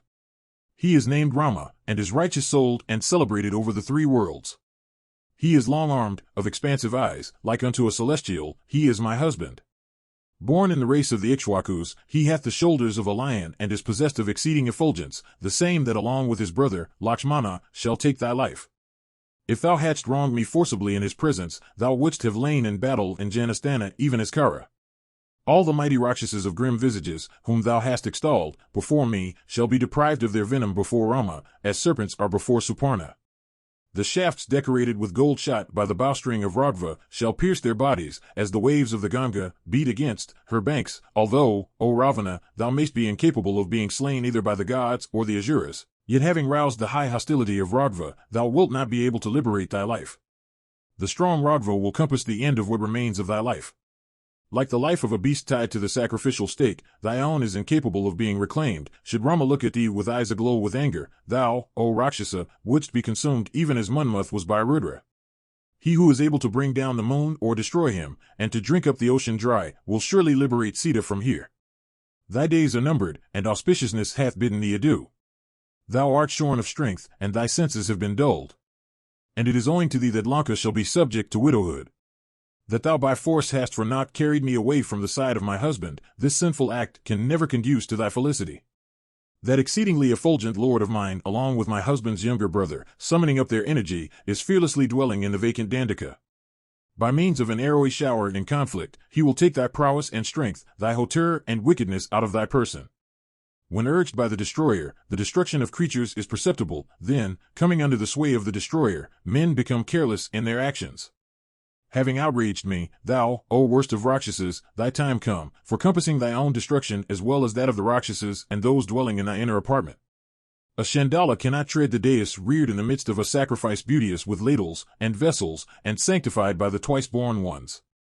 So I, the religiously wedded wife of that one, ever intent on virtue, and, always, firm in my vows, is incapable, thou vilest of Rakshasas, of being touched by thee, a sinner. How can the female that hath always sported with her mate amidst lotuses, cast her eyes on a shag staying among rushes? Do thou either bind or destroy this body deprived of sensation. This body will I not protect, nor yet this life, O Ravana, and I shall not be able to bring blame on myself in this world. Having said these harsh words in wrath, Videha's daughter, Janaki, did not there again say anything unto Ravana. Hearing Sita's words, harsh and calculated to make one's down stand on end, Ravana answered her in words tending to excite one's apprehension. Hear, O mightily, my words. O damsel, if, O thou of sweet smiles, within this time thou do not turn thyself unto me, the cook shall cut thee off in pieces to serve my morning meal. Having herself spoken thus, Ravana, challenger of foes, growing exceedingly wroth, addressed the Rakshasas in these words: Ye frightful Rakshasas, terrible to behold, subsisting on flesh and gore, do ye at once crush her pride? As soon as he had said this, those frightful and terrible Rakshasas with joined hands encircled mightily. Then the grim-visaged King Ravana, as if riving the earth by his tread, proceeding a pace or two, said, Do ye take mightily to the wood of Asokas? There surrounding her, do ye secretly guard her, and there, sometimes, by storming, and, at others, by means of soft speech, do ye all strive to bring Mithila's daughter, like a wild female elephant, under your sway? Thus commanded by Ravana, those Rakshasas taking mightily along with them, went to the Asoka wood, abounding with trees granting every desire, and filled with various kinds of fruits and flowers, and frequented by fowls fraught with juices at all seasons. And as a doe comes under the subjection of tigresses, Janaka's daughter, mightily, her frame worked up with grief, came under the sway of the Rakshasas. And like a female deer fast bound by a trap, Janaka's timid daughter mightily, agitated by the mighty grief, did not attain respite. And greatly upbraided by the fierce eyes of the Rakshasas, mightily did not know repose, and, afflicted with grief and fear, she, remembering her beloved lord along with Lakshmana, swooned away. Ramayana, Kanda 3, Section 56. Having slain the Rakshasa, Maricha, able to wear shapes at will, who had been ranging in the form of a deer, Rama speedily turned back along the path. On Sita having entered Lanka, the great father addressed the gratified Devendra of 100 sacrifices, for bringing about the weal of the three worlds, and the woe of the Rakshasas. Sita hath been taken into Lanka by the wicked-minded, Ravana. Devoted unto her husband, the exalted lady always brought up in happiness, not seeing her husband, and seeing, on the other hand, environed by numbers of Rakshasas, is hungering after the sight of her lord. The city of Lanka is situated on the shores of the Lord of rivers and streams. How can Rama get a knowledge of that blameless one, staying there brooding over the various ills she hath undergone, that exceedingly rare damsel is passing her days? Surely she will resign her existence. Great is the doubt that hath arisen as to Sita putting a period to her existence. Having thyself from here, do thou see the fair-faced Sita. Having entered the city of Lanka, offer excellent clarified butter. Thus addressed by the reverend chastiser of Paka, Devendra in company with Sleep, approached the city ruled by Ravana. He then addressed Sleep, saying, Go thou, and stupefy the Rakshasas. Thus accosted by Magavat, that goddess, exceedingly delighted, for securing success to the work of the celestials, covered the Rakshasas with stupor. In the meanwhile, that god, the thousand-eyed lord of Sachi, went to Sita, staying in the woods, and spoke unto her these words: I am the sovereign of the celestials. Good betide thee. I am here, O thou of luminous smiles. For securing success unto the work of the magnanimous Raghava, I will lend my aid unto thee. Do not, O daughter of Janaka, grieve. Through my grace, he shall along with his forces cross over the ocean. And, O excellent wench, I have by my supernal power, stupefied the Rakshasas. And, O Sita, for this reason, I along with Sleep, taking these rice boiled in clarified butter, have, O Vadahi, come unto thee. If thou partake of these from my hand, thou shalt never, beauteous one, be afflicted either with hunger or thirst, thou of thighs resembling rumba, trunks, for years. Thus addressed, Sita, alarmed, said, How can I know thee for Devendra, Sachi's husband, staying here by the side of Rama and Lakshmana? I had beheld the signs of the celestials. If, O Devendra, thou art thyself the sovereign of the celestials, show those unto me. Hearing Sita's words, the lord of Sachi did accordingly. He did not touch the earth with his feet, and his eyes remained winkless. He bloomed in youth, and the blossoms did not fade on his attire. Thereupon, knowing him for Vasva, Sita was overjoyed. And weeping, she spoke regarding Raghava, by luck it is that I had heard of that mighty armed one along with his brother. As is my father-in-law, the king, as is the master of Mithila, so art thou, unto me, thou whom I behold today. My husband hath now found a protector, and by thy command, O Devendra, will I partake of this payasa cooked with milk, which hath been offered unto me, and which shall enhance the prosperity of our race. Thereupon, taking the payasa from Indra's hands, that mightily of luminous smiles, mentally, offered it unto her husband as well as Lakshmana. If my mighty lord live along with his brother, let this through my reverence for them be theirs. She then partook of the payasa herself. Having thus eaten it, that one of excellent countenance had her hunger and rising sorrow removed, and attaining a mental tendency from Indra, Janaki grew glad with reference to the Kakachas. And Sakra also, for bringing about the success of Raghava's work, with a pleased mind, went to the abode of celestials. And greeting Sita again and again, that high-souled celestial, in company with sleep went back to his own abode. Ramayana, Kanda 3, Section 57. Killing the Rakshasa, Maricha assuming shapes at will and ranging in the shape of a deer, Rama wended speedily his way. And as he hurried himself, eager to behold mightily, jackals began to howl hideously at his back. Hearing their harsh cries, capable of making one's hair stand on end, Rama, struck with fear at the voices of the jackals, became filled with alarm. Ah! I consider this as inauspicious, that these jackals are crying. Escaping being devoured by the Rakshasas, may fair fortune befall Vadahi. If Lakshmana should have heard the cries which Maricha, knowing my voice, and fixing on the means of harming me, uttered in the form of a deer, Saumitri, hearing that voice, leaving Mithila's daughter and commissioned by herself, must have come near me. Surely, the Rakshasas in a body are desirous of slaying Sita. Becoming a golden deer, Maricha, having allured me far, transformed himself into a Rakshasa, as soon as he had been struck with my shafts, and exclaimed, Ah! Lakshmana, slain am I, it is doubtless, we having left Sita, whether all is well with her. I having raised the hostility of the Rakshasas for the sake of Janastana, and many and dreadful are the omens I see around me. Thus reflecting as he heard the bowlings of the jackals, the self-possessed Rama with hasty steps returned to the asylum. Raghava went back to Janastana, alarmed in consequence of his having been drawn away by the Rakshasa in the form of a deer. And birds and beasts approached that high-souled one distressed and depressed in spirit, and staying on his left set up frightful cries.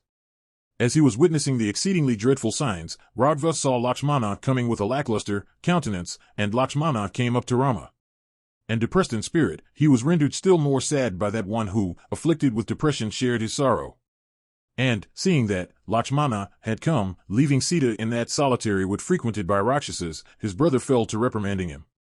And taking Lakshmana's left hand, the son of Raghu in extreme distress sweetly spake these rough words, Alas! Lakshmana, thou hast committed a censurable act, leaving Sita, O mild one, thou hast come hither. Is it well with her I make no doubt, O hero, but that Janaka's daughter hath either been slain or devoured by Rakshasas ranging the forest.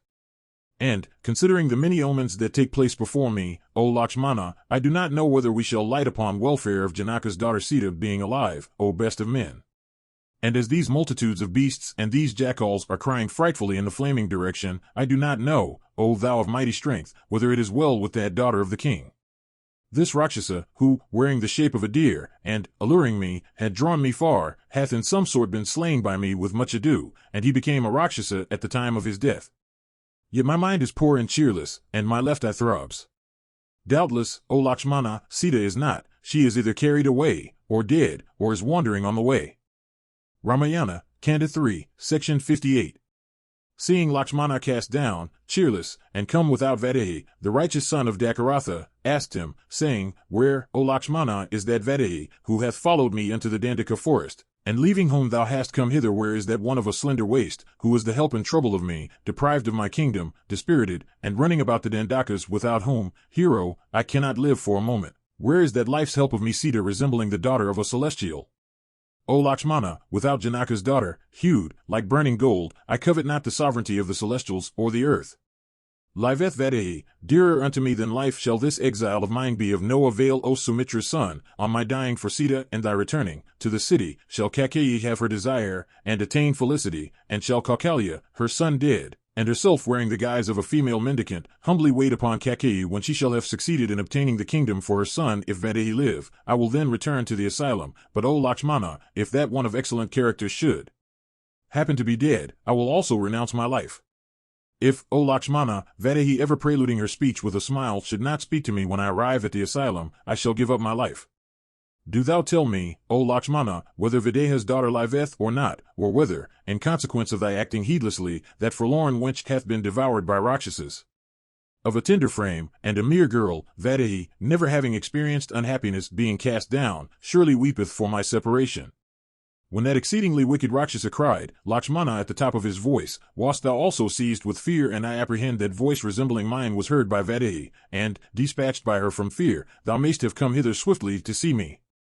Thou hast every way acted unwisely in having left Sita alone in the wood. By this thou hast afforded opportunity to the cruel Rakshasas to repair the mischief I have done them. The Rakshasas subsisting on flesh are aggrieved because of Kara having been slain, and now, without doubt, those terrible ones have slain Sita. Alas! Absolutely sunk am I in peril, O destroyer of foes. What shall I do now? I fear such an event was appointed for me. Thus thinking of Sita, paragon among women, Raghava hastily went to Janastana in company with Lakshmana. Taking to task his younger brother of distressed visage, Rama, afflicted with hunger and thirst, and dejected in spirits, sighing heavily with a countenance turned pale, entered the asylum and found it vacant. And entering his own asylum, that hero went to the playgrounds of Sita, and remembering the sporting ground of Sita, in that abode, he was filled with grief and his down stood on end. Ramayana, Kanda 3, Section 58. Seeing Lakshmana cast down, cheerless, and come without Vaidehi, the righteous son of Dakaratha asked him, saying, Where, O Lakshmana, is that Vaidehi, who hath followed me into the Dandaka forest? And leaving whom thou hast come hither, where is that one of a slender waist, who is the help and trouble of me, deprived of my kingdom, dispirited, and running about the Dandakas, without whom, hero, I cannot live for a moment? Where is that life's help of me, Sita, resembling the daughter of a celestial? O Lakshmana, without Janaka's daughter, hued, like burning gold, I covet not the sovereignty of the celestials or the earth. Liveth Vaidehi, dearer unto me than life shall this exile of mine be of no avail. O Sumitra's son, on my dying for Sita and thy returning to the city, shall Kakeyi have her desire, and attain felicity, and shall Kaukalya, her son dead, and herself wearing the guise of a female mendicant, humbly wait upon Kakeyi when she shall have succeeded in obtaining the kingdom for her son. If Vaidehi live, I will then return to the asylum, but O Lakshmana, if that one of excellent character should happen to be dead, I will also renounce my life. If, O Lakshmana, Vaidehi ever preluding her speech with a smile should not speak to me when I arrive at the asylum, I shall give up my life. Do thou tell me, O Lakshmana, whether Videha's daughter liveth or not, or whether, in consequence of thy acting heedlessly, that forlorn wench hath been devoured by Rakshasas. Of a tender frame, and a mere girl, Vaidehi, never having experienced unhappiness, being cast down, surely weepeth for my separation. When that exceedingly wicked Rakshasa cried, Lakshmana at the top of his voice, wast thou also seized with fear? And I apprehend that voice resembling mine was heard by Vaidehi, and, dispatched by her from fear, thou mayst have come hither swiftly to see me. Thou hast every way acted unwisely in having left Sita alone in the wood. By this thou hast afforded opportunity to the cruel Rakshasas to repair the mischief I have done them. The Rakshasas subsisting on flesh are aggrieved because of Kara having been slain, and now, without doubt, those terrible ones have slain Sita. Alas! Absolutely sunk am I in peril, O destroyer of foes. What shall I do now? I fear such an event was appointed for me. Thus thinking of Sita, paragon among women, Raghava hastily went to Janastana in company with Lakshmana. Taking to task his younger brother of distressed visage, Rama, afflicted with hunger and thirst, and dejected in spirits, sighing heavily with a countenance turned pale, entered the asylum and found it vacant.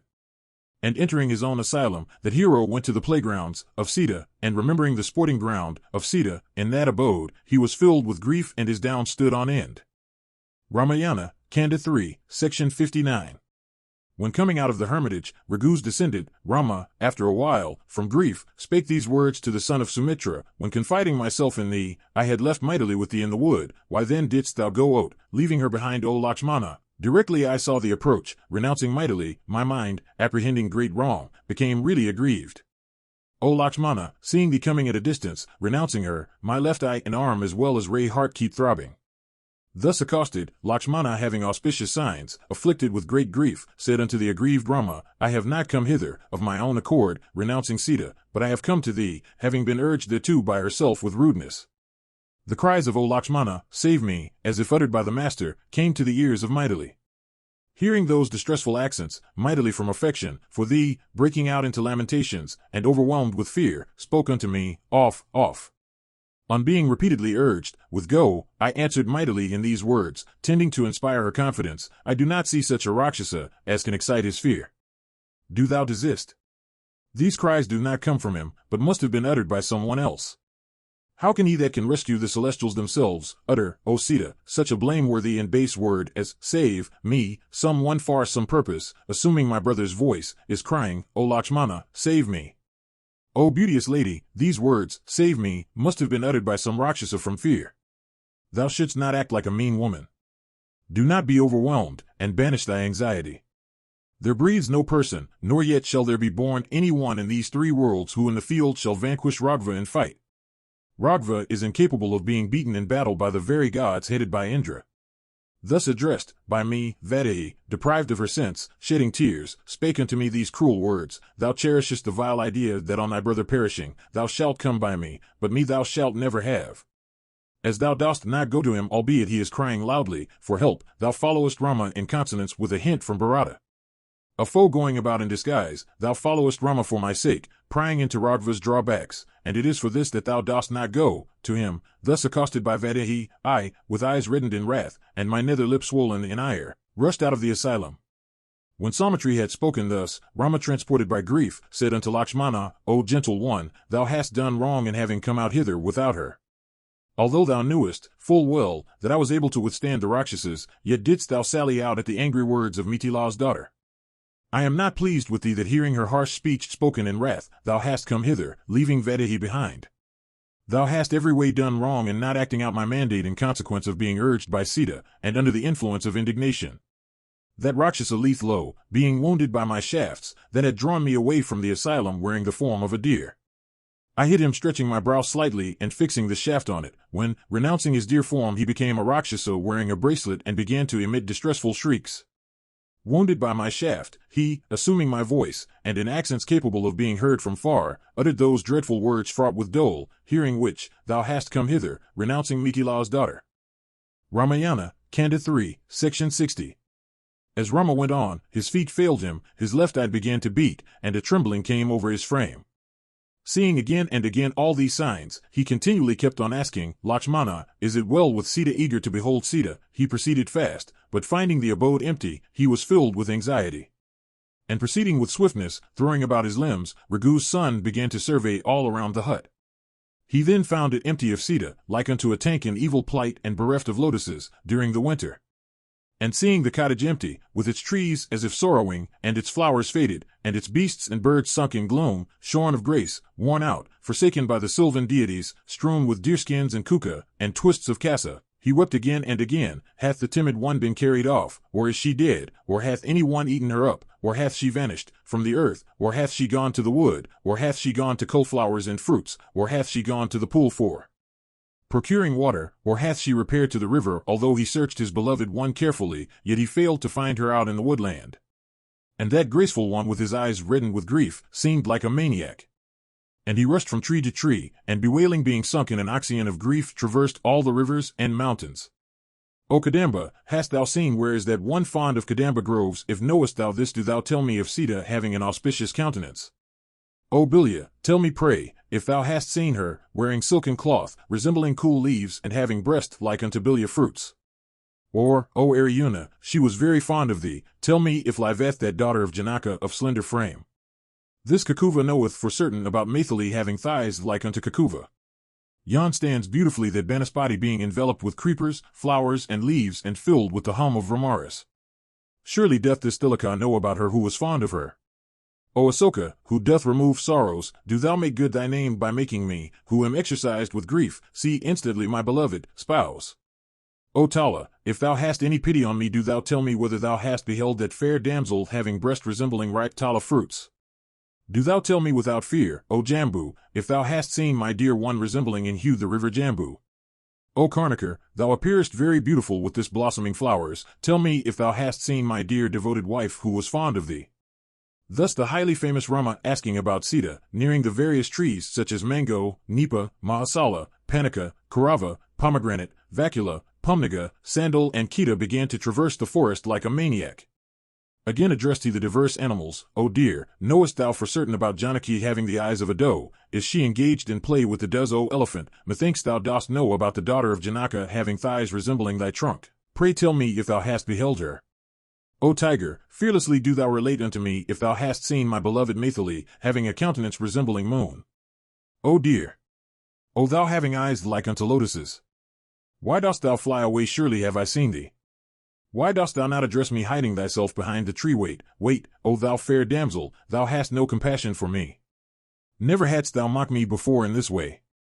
Why dost thou neglect me now, O exquisitely fair damsel? Truly have I found thee out from this thy yellow silken cloth.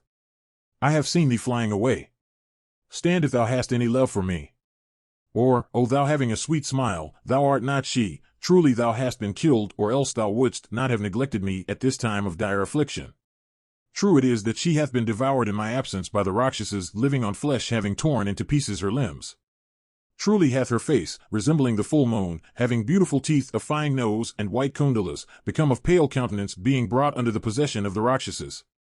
Her neck had the hue of sandal and was adorned with necklace. That beautiful tender neck was eaten up by the Rakshasas, my beloved wife wailing. Her arms were tender like leaves, and adorned with various ornaments. Truly have the Rakshasas eaten them up, shaken as they were, by throwing them here and there. Alas! Did I leave her alone only to be devoured by the Rakshasas, and she hath been eaten up like one, weak and helpless, albeit she has many friends. O Lakshmana, O thou of mighty arms, hast thou seen where my dear wife is, O dear? O Sita! Where hast thou gone? Bewailing again and again in this strain, Rama began to range the forest. Sometimes leaping, sometimes walking in an uncertain direction, again and again he looked like one void of sense.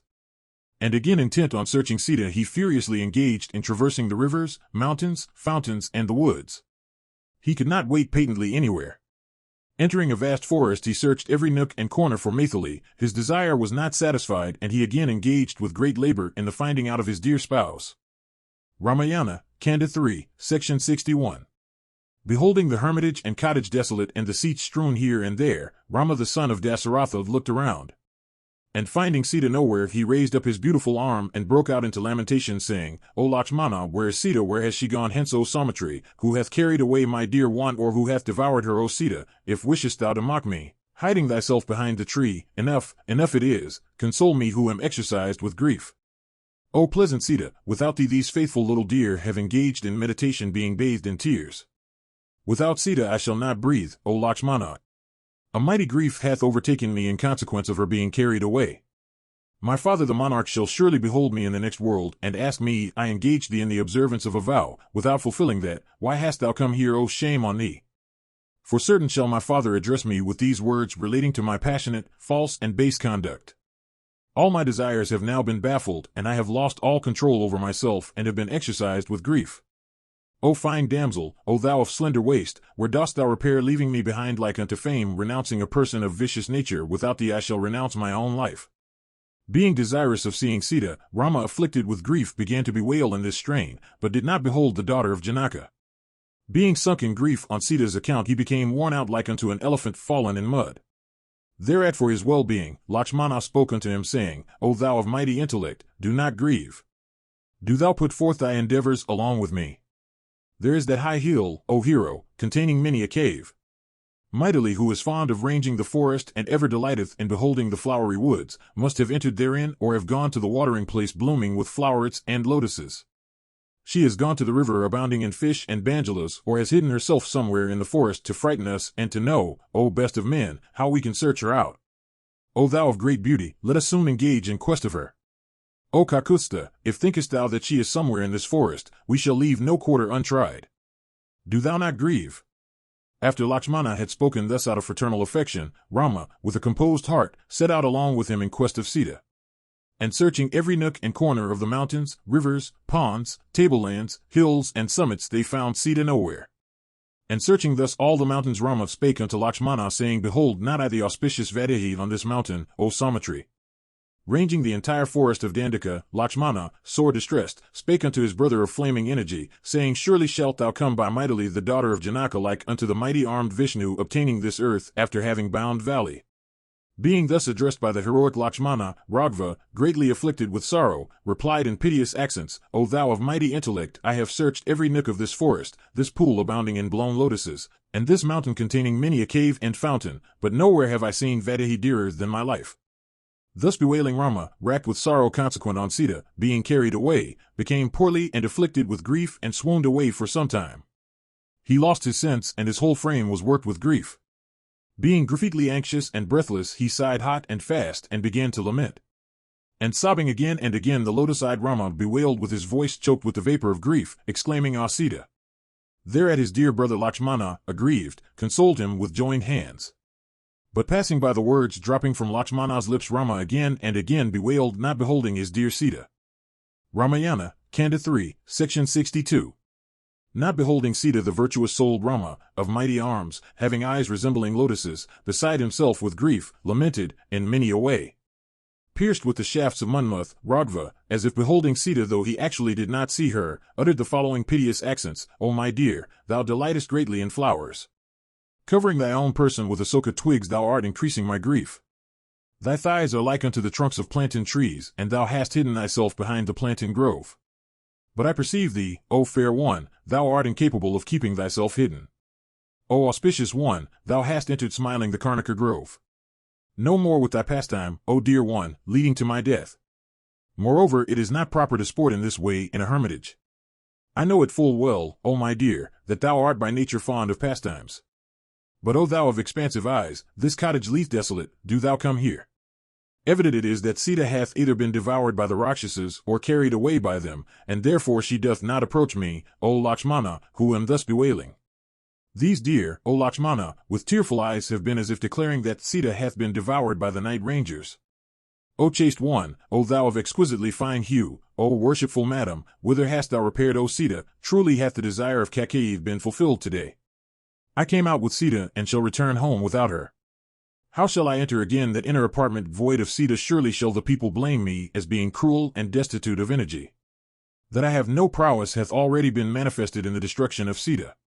When the king Janaka shall come to me after my return home from exile, to ask me of my welfare, how shall I meet him? And surely shall he be overwhelmed with grief on his daughter's account when he shall find me without Sita.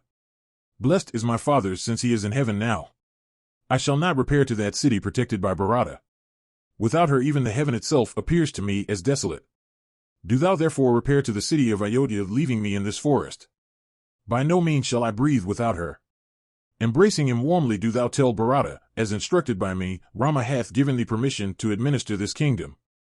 As ordered by me do thou with proper respect salute all my mothers Kaukalya, Kakeyi and Sumitra, and protect them all with great care and respectful compliments. O destroyer of foes, do thou relate at length unto my mother the story of Sita's destruction. Rama bewailing thus, being overwhelmed with grief on account of his separation from Sita, having a head of fine hair, Lakshmana became of pale countenance and was greatly distressed at heart. Ramayana, Kanda 3, Section 63. That son of a king, stricken as he was with grief consequent upon separation from his dear one, was again overwhelmed with a terrible grief after causing sorrow unto his brother. Sunk in the abyss of grief, Rama, sighing hot and weeping piteously, spoke unto Lakshmana, who was equally aggrieved, words worthy of being said on that occasion. Methinks there is none other on this earth like me, the perpetrator of vicious crimes. My heart or soul is not riven though crushed again and again without respite with a multitude of doleful events. Surely did I perpetrate many a vicious deed in my previous birth, the fruit of which I do now suffer, and in consequence whereof misfortune after misfortune hath befallen me. Coming within the compass of my remembrance, the loss of my kingdom, the death of my father, the separation of my mother and other kinsmen culminates my grief. Repairing unto woods, O Lakshmana, in Sita's company my grief was assuaged, nay I did not suffer physical affliction even. Without Sita these sorrows have grown anew like unto fire flaming again by means of fuel. Truly my wife, timid as she is, hath been carried away by a Rakshasa by the ethereal trek. Alas, I doubtless it is, that one of pleasant accents, wept piteously out of fear many a time and oft. For certain my dear wife's breast round and sprinkled as it was with red sandal paste, was bathed in blood, while devoured by the Rakshasas, but there is no death for me. That countenance, the beauty of which was enhanced by a head of curly hair, and which used to emit forth tender, soft, and clear accents, hath become pale, being taken possession of by the Rakshasas like unto the moon, almost devoured by Rahu. Surely have the Rakshasas, subsisting on gore, drunk her blood, and the sky tearing off the neck of my dear one ever devoted to pious observances. Surely did that one of beautifully expansive eyes cry aloud poorly like unto a hind when she was drawn hither and thither by the Rakshasas encircling her in the forest in my absence. O Lakshmana, sitting at the foot of this hill with me, that large-hearted, pious Sita, of smiling countenance, used to address thee on many a topic.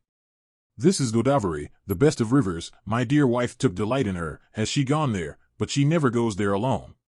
Or has Janaki, having eyes resembling lotus petals, hath gone to bring lotuses, but how is that possible? She never goes without me to bring lotuses. Hath she entered at her pleasure this forest filled with many flowery trees and diverse birds, but that is not possible too, she is timid and feareth much to enter alone in this forest. O Adifir, knowest thou the pious and vicious actions of men, bearest thou testimony to the truth and untruth of their actions, do thou tell me, pray, who am stricken with grief, whither hath my dear one repaired, or whether hath she been killed, O air? There is nothing on earth which is not within the compass of thy vision. Do thou relate unto me whether Sita, preserving the fame of my ancestry, hath been killed or carried away, or if she waiteth on the way. After Rama had bewailed thus, being beside himself with grief, Saumitri, ever treading the right path and not of poorly mind, spoke words worthy of being said on that occasion. Do thou take heart, renouncing thy grief, and engage with energy in quest of Sita. Persons of high energy are never exhausted on the earth, even in the face of arduous works. The highly powerful Lakshmana, having spoken thus, being afflicted with grief, Rama, the best of Raghu's descendants, did not consider that worth pondering over. Renouncing patience, he again indulged in excessive grief. Ramayana, Kanda 3, Section 64. Rama, stricken with grief, spake unto Lakshmana the following piteous words, saying, O Lakshmana, do thou speedily repair to the river Godavari, and learn if Sita hath gone there to fetch lotuses. Being thus addressed by Rama, the quick-paced Lakshmana went to the pleasant stream Godavari. Reconnoitering full well the river containing many a watering place, Lakshmana spake unto Rama, saying, Searched have I all the watering places, but have found her nowhere. Anon I cried aloud, but she did not hear. I cannot trace whither hath Vaidehi of slender waist repaired, ever assuaging our mental affliction. Hearing Lakshmana's words, Rama, aggrieved and overwhelmed with sorrow, repaired in person to the river Godavari. Arriving there, cried he, Where is Sita? Neither did the world of creatures nor the river Godavari apprise Rama of Sita's being carried away by the lord of Rakshasas, worthy of being slain. Thinking of the terrible figure and monstrous actions of that vicious-souled Ravana, that river did not dare relate unto him anything about Sita, albeit appointed by the creatures to relate the story concerning her, and accosted by Rama in piteous accents. Being thus disappointed by the river in beholding Sita, Rama, racked with her separation, spake unto Lakshmana, saying, O thou of auspicious looks, this river Godavari doth give no reply.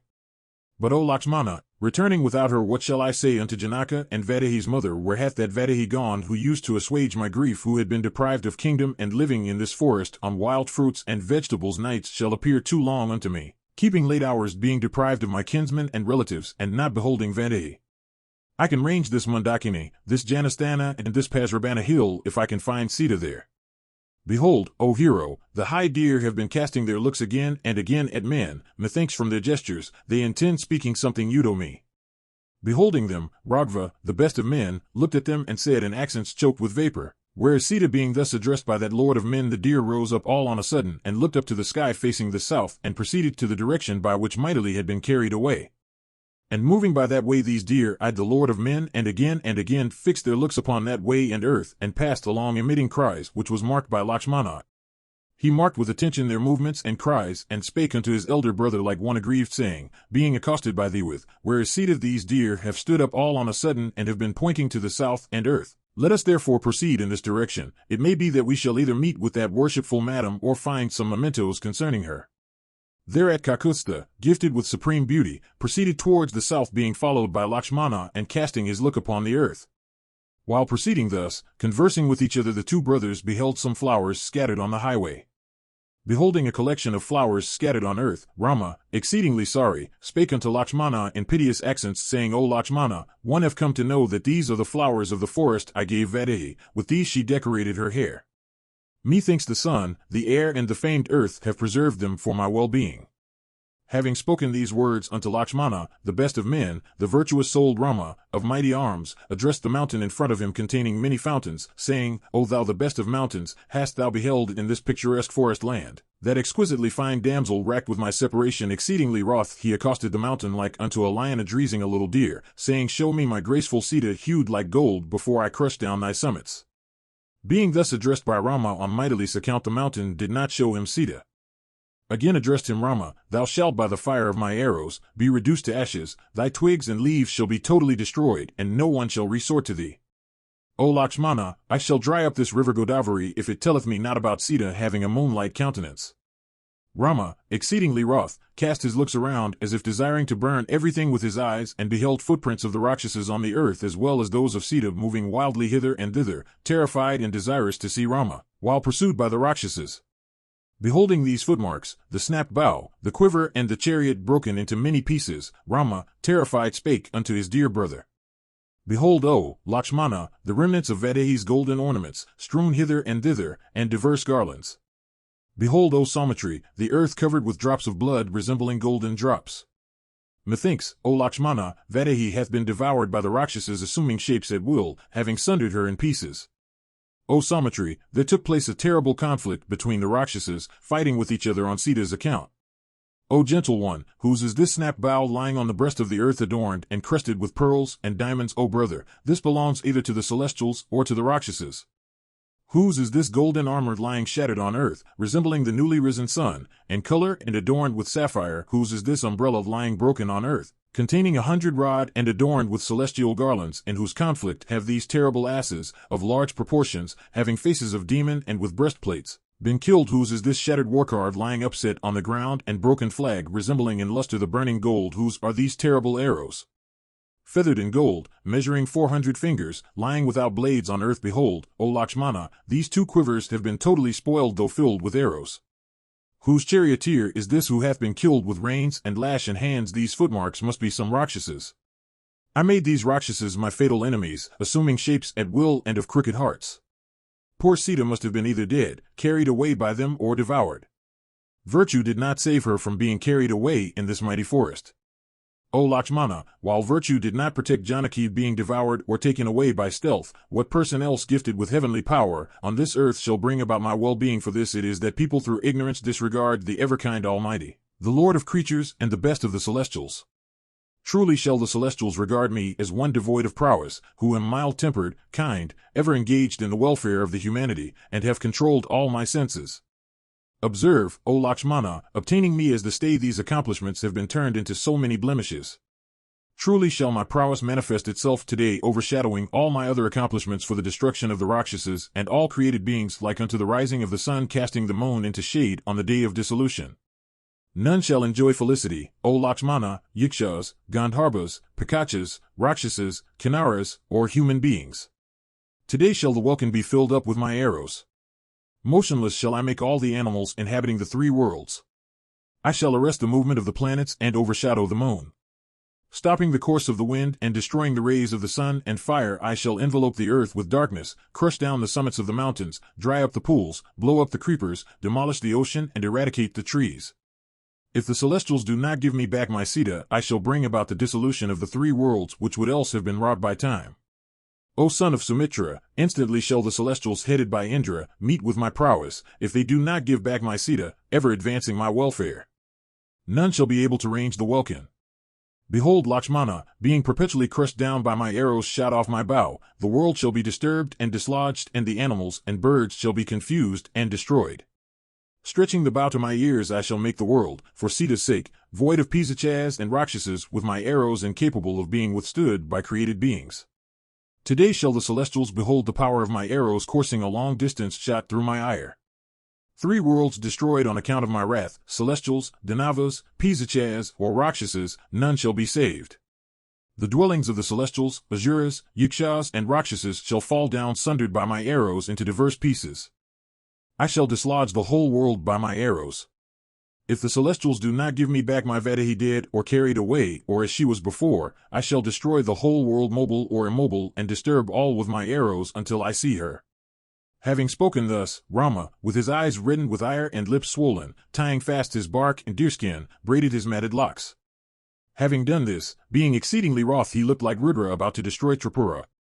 Thereat, taking his bow from Lakshmana and holding it fast, the effulgent Rama, the conqueror of foes, fixed flaming arrows to it like so many serpents, and said, being exercised with ire like unto fire on the eve of dissolution, O Lakshmana, none shall be able to withstand me, who am inflamed with rage, as debility consequent on old age, death, time, duty are incapable of being averted from their destined ends by the animals. I shall bring about a mighty revolution in the world containing the celestials, Gandharva, human beings, Panagas, and the mountains, if I do not get back, in her pristine beauty, my Sita, the daughter of the king of Mithila. Ramayana, Kanda 3, Section 65. Rama, highly aggrieved on account of Sita's being carried away, addressing himself to destroy the world like unto the fire of dissolution, and casting his look, sighing again and again, upon the stringed bow like unto Mahadev, desirous of burning down the whole world at the time of dissolution, Lakshmana, having his countenance dried up, beholding his rage not seen before, began with folded hands, ere this thou hadst been gentle, self-controlled, and engaged in the welfare of all beings. It doth not behove thee now to renounce thy natural temper, being influenced by ire. Ever manifested itself in thee, glory par excellence like unto splendor in the moon, luster in the sun, motion in the wind, and forgiveness in the earth. It becometh thee not to devastate the whole world for the crime of an individual being. Methinks for certain, this shattered car must be the property of an individual person, not of many. But I do not know whose is this car with yokes and dresses, and what for it hath been shattered. Behold, O thou the son of a king, this terrible spot bathed in blood and raked with hoofs and wheels. Surely here took place a conflict. O thou the foremost of those skilled in speech, it appeareth from these signs that this skirmish did take place with one, not with two. Here are not to be seen the fool marks of a large army. It therefore doth not behove thee to destroy the whole world for one's individual offense. Kings, gentle and mild by nature, do always administer punishment, proportionate to the amount of offense. Thou art always the stay and the best refuge of all animals. Who shall think well, O Raghava, of the destruction of thy wife the celestials, Danavas, Gandharvas, rivers, seas, and mountains? None can act unfriendly by thee, as the learned priests cannot act improperly towards those initiated by them.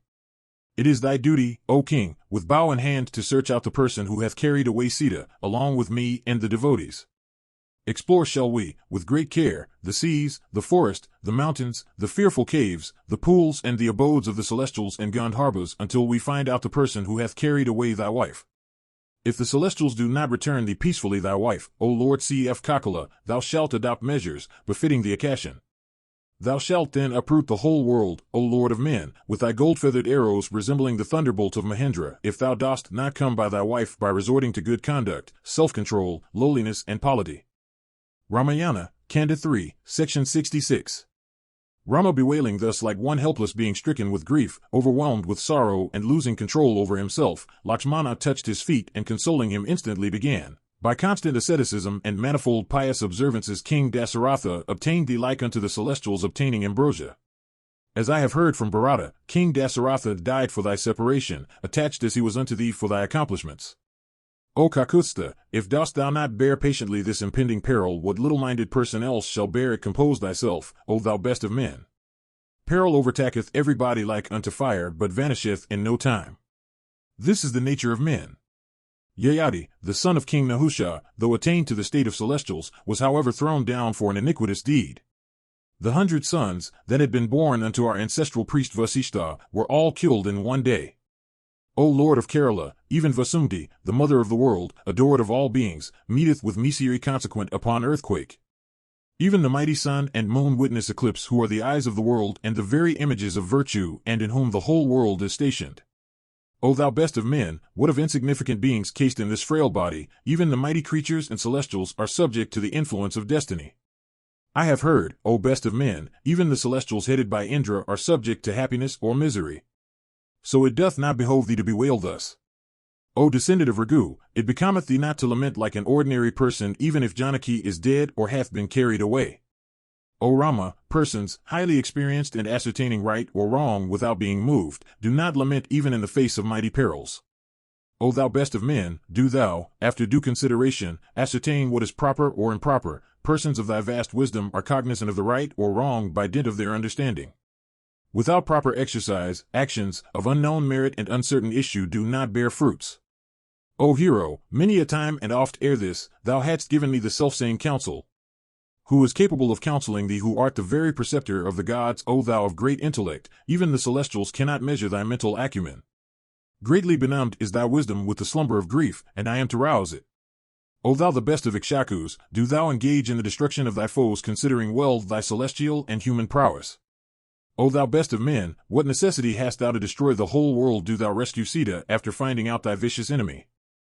Ramayana, Kanda 3, section 67. After Lakshmana had spoken these highly sound and pleasant words, Rama, ever taking to what is sound, accepted them. Thereupon that one, of mighty arms, slaking his flaming ire and reclining himself upon his beautiful bow, addressed Lakshmana, saying, Do thou ponder over, O brother, where shall we repair? What shall we do, and by what means shall we come by Sita? Whereto Lakshmana replied, saying unto the highly aggrieved Rama, It is proper for thee to search this Janasthana filled with a multitude of Rakshasas and covered with diverse trees and creepers. Here are many strongholds in the midst of mountains, clefts of rocks, many caves and numerous cavities filled with various animals. Many are the abodes here belonging to the Kinnaras and Gandharvas. Do thou, along with me, search all these places. Great men, of thy caliber, do remain unagitated even in the midst of difficulties, like unto mountains never shaken by the velocity of the wind. Hearing these words, Rama, enraged, fixing sharp and terrible arrows to his bow, began to range the forest with Lakshmana.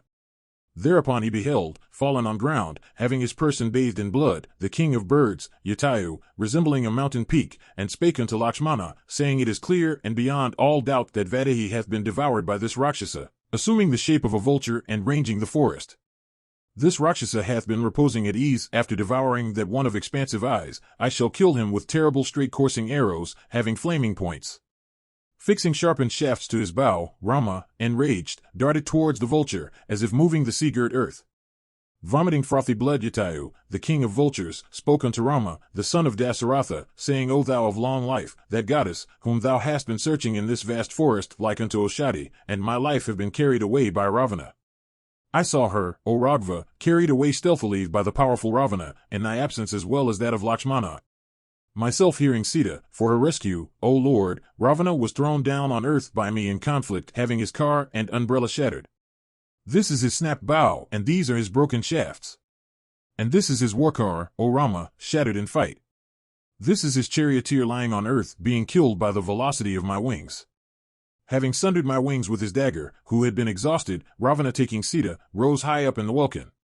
It behoveth thee not to kill me who had been wounded before by the Rakshasa. Hearing from him pleasant words relating to Sita, Rama, leaving aside, instantly, his mighty bow, embraced him, and rolling on earth, having lost self-control through grief, began to lament with Lakshmana. Though highly composed by nature, he was overwhelmed with doubled grief. And beholding Jatayu, sigh again and breathing with difficulty in a helpless plight, Rama, highly aggrieved, spake unto Lakshmana, saying, I have lost my kingdom and have been living in this forest. My Sita hath been carried away, and this bird hath been killed. On my account, this misfortune of mine can burn even the very fire. If for assuaging my grief I do enter the mighty ocean, verily shall that misfortune dry up even that lord of rivers. There is none so unfortunate as I, throughout this earth, mobile or immobile, and it is for this bad luck that I have confronted this mighty disaster. This mighty king of vultures is our father's friend, and he lieth on earth, killed through the evil turn of my fortune. Uttering these and various other words, Raghava, along with Lakshmana, touched his body, manifesting his paternal affection.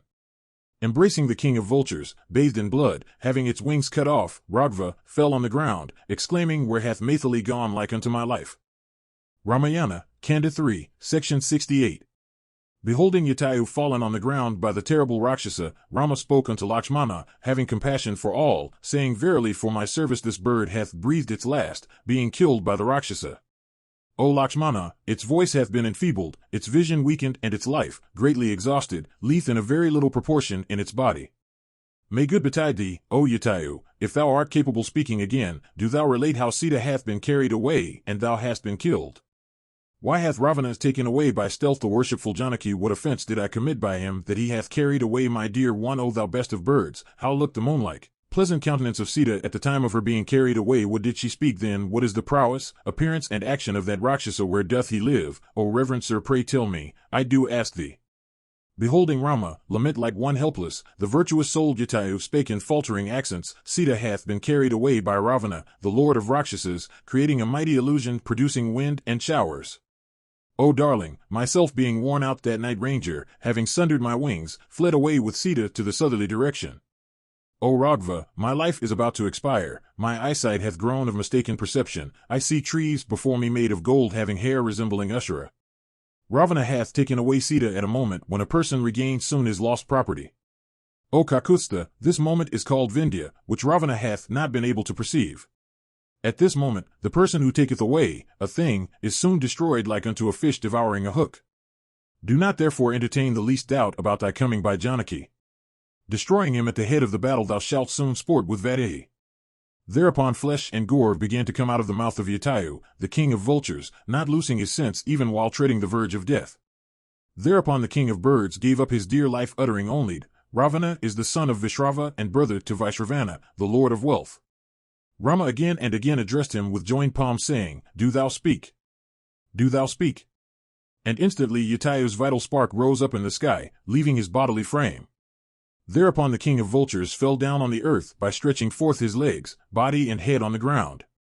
Beholding the vulture dead, of huge proportions, resembling a hill and having red eyes, Rama, aggrieved, spoke piteously unto Samitri, saying, Living happily, for years, in this forest of Dandaka inhabited by the Rakshasas, Jatayu hath, at last, given up his life. He lived for a long time, of an uplifted person, and hath now laid low on the earth. None can withstand the course of destiny. Observe, Lakshmana, this vulture for my benefaction, hath been killed by the powerful Ravana in his attempt to rescue Sita. For me, hath this lord of birds, breathed his last, renouncing his large ancestral kingdom. In every status of animal creation, the heroic, the righteous and the honest, affording refuge unto all, are to be found, even amongst the birds. I do not feel so much affliction, O hero, for Sita's ravishment as I do for this vulture, who hath been killed for me. Like unto the highly famous, effulgent King Dasaratha, this king of birds is worthy of being adored and worshipped by me. O Samitri, do thou bring fuels, I shall produce fire therewith and burn the dead body of this king of birds who hath been killed on my account. Placing on a funeral pile, I shall cremate, O Samitri, the dead body of this king of birds who hath been destroyed by the grim-visaged Rakshasas. Being consecrated and commanded by me, do thou, O highly powerful king of birds, attain to that excellent state of existence, which is reached by persons ever performing pious observances, by Ayodhyagnis, by heroes who are not afraid of entering a battlefield, and by persons who confer grants of land. Saying this, the virtuous-souled Rama, afflicted with sorrow, burned the body of the king of birds, placing it on the funeral pile, like unto his own kinsman. Entering the forest with Samitri, Rama, gifted with prowess, killed plump high deer and stretched forth grass and twigs for offering oblation to that bird. Taking off the flesh of those high deer and clustering it, Rama, of great renown, offered it to the vultures in that pleasant forest land, abounding in green grass. Thereupon, for his speedy arrival at the abode of celestials, Rama recited those mantras which are being uttered by the twice-born ones. Afterwards, repairing to the river Godavari, the two princes offered water unto that kingly vulture. And offering water unto him according to the prescribed rites of the Sastras, those two descendants of Raghu, after bathing, performed the Udaka ceremony for that king of vultures. Having been killed in battle for an arduous but glorious work, that king of vultures, consecrated by the ascetic like Rama, attained to an excellent state. Having performed the Udaka ceremony for that best of birds, and considering him in the light of a father, they went away and entered the forest in quest of Sita like unto the two best of celestials, Vishnu and Vasva. Ramayana, Kanda 3, Section 69. Having offered him the gift of water, those two descendants of Raghu wended their way in that forest in quest of Sita and proceeded towards the southwest. Then turning to the south, with bow and arrows in hand, they reached a track not wended by the people. It was a ghastly, impenetrable forest, covered on all sides with groves, trees, and creepers. Proceeding by the southerly direction, those two mighty ones passed hastily by that terrible, dreary forest. Thereupon, the highly effulgent descendants of Raghu entered the dense forest of Krauncha, situated at a distance of 6 miles from Janasthana. It was a dense forest like unto a collection of clouds, as if smiling on all sides, blooming with charming flowers of diverse hues, and frequented by various animals and birds. Waiting for some time here and there, they, exercised with Sita's ravishment, explored the entire forest in quest of Vaidehi. Proceeding 3 krosas towards the east and passing by the forest of Krauncha, the two brothers descried on their way the asylum of Mithanga. Having seen that dreary forest frequented by various animals and birds, and covered with diverse trees and dense groves, the two sons of Dasaratha beheld a cave in the mountain, deep as the region under the earth and ever enveloped with darkness. Arriving there, they espied hard by a grim-visaged Rakshasi, having a formidable figure, ever causing fright unto persons of feeble courage, loathsome, terrible-looking, having a huge belly, sharpened teeth, a high person and rough skin, devouring voracious animals, and looking fearful with disheveled hair. Beholding there the two brothers, Rama and Lakshmana, she neared the heroes and saying, "Come, we shall sport," assailed Lakshmana, who had been going before his brother.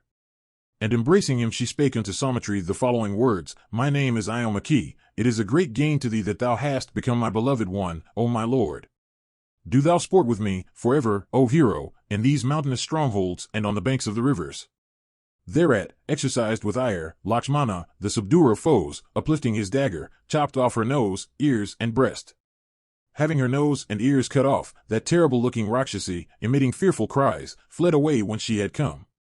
On her departure, proceeding quickly, the two brothers, Rama and Lakshmana, the conquerors of foes, reached a dense forest.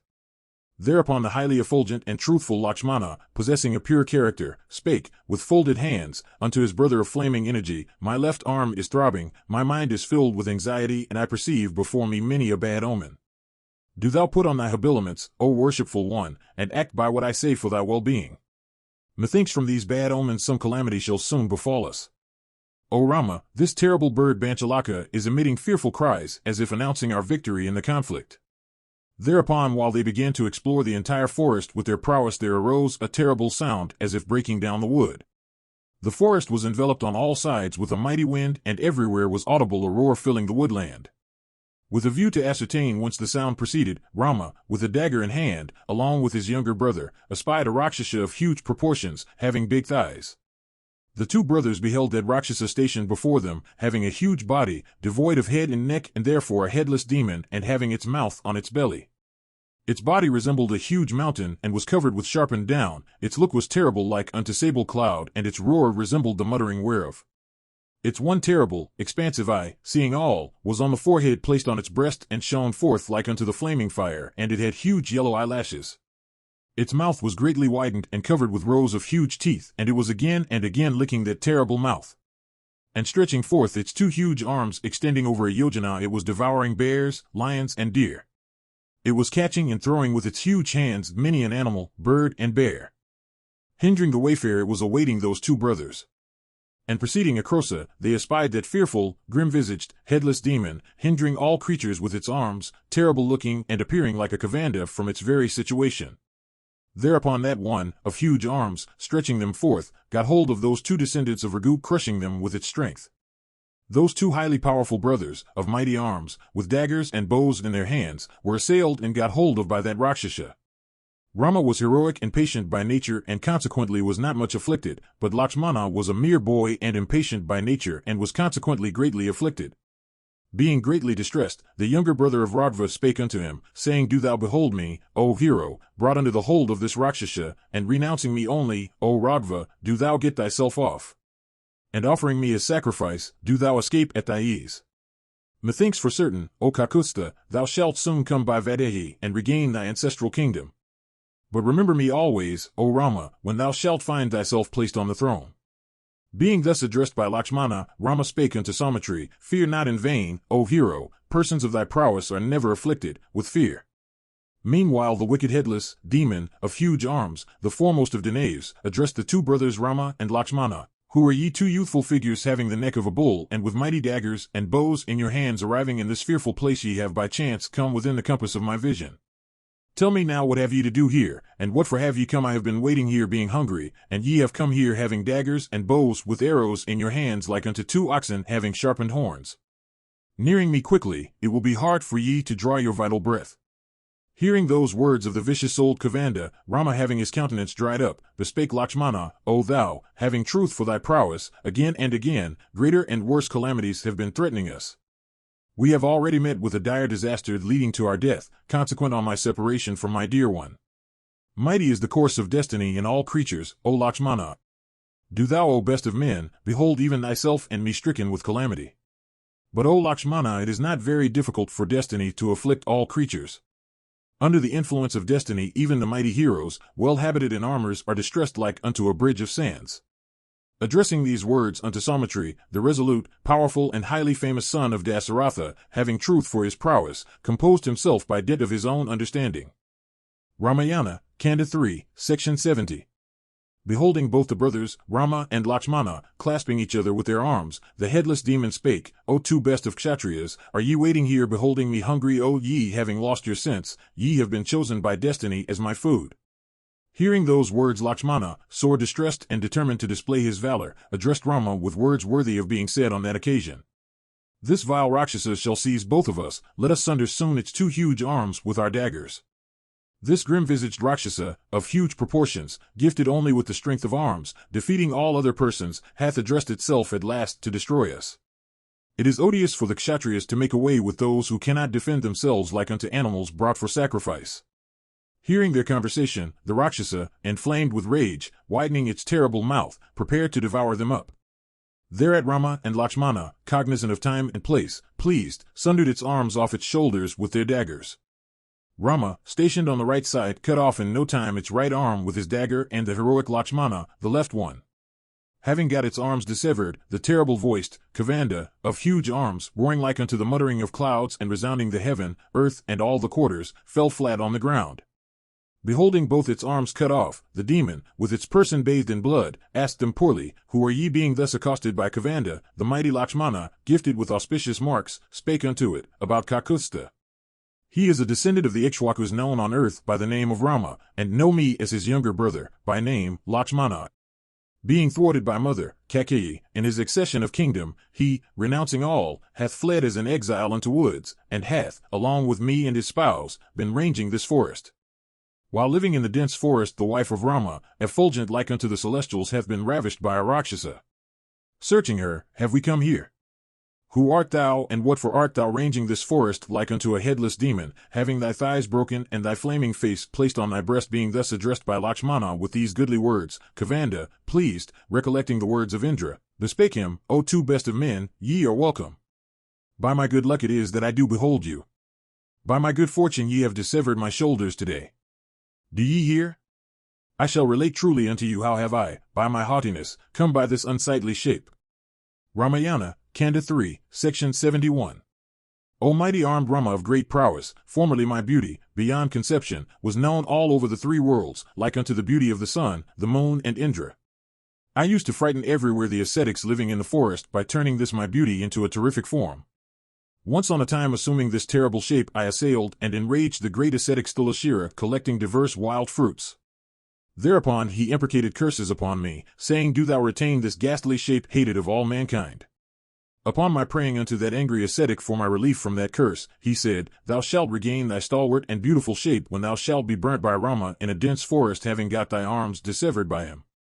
O Lakshmana, know me to be the beautiful son of Danu. Through Indra's curse in the battlefield I have been metamorphosed into my present shape. After I had pleased him with hard austerites, the grandfather of the celestials conferred on me a long life. And therefore I was inflamed with pride and assailed Indra in a conflict, thinking within me, I have gained a long life, what can Indra do me? Thereupon by his thunderbolt, having 100 edges, hurled off his hands, my thighs were shattered and my head thrusted into my body. Myself praying for the close of my life, he did not dispatch me to the abode of Yama. He only said, May the words of the grandsire prove true.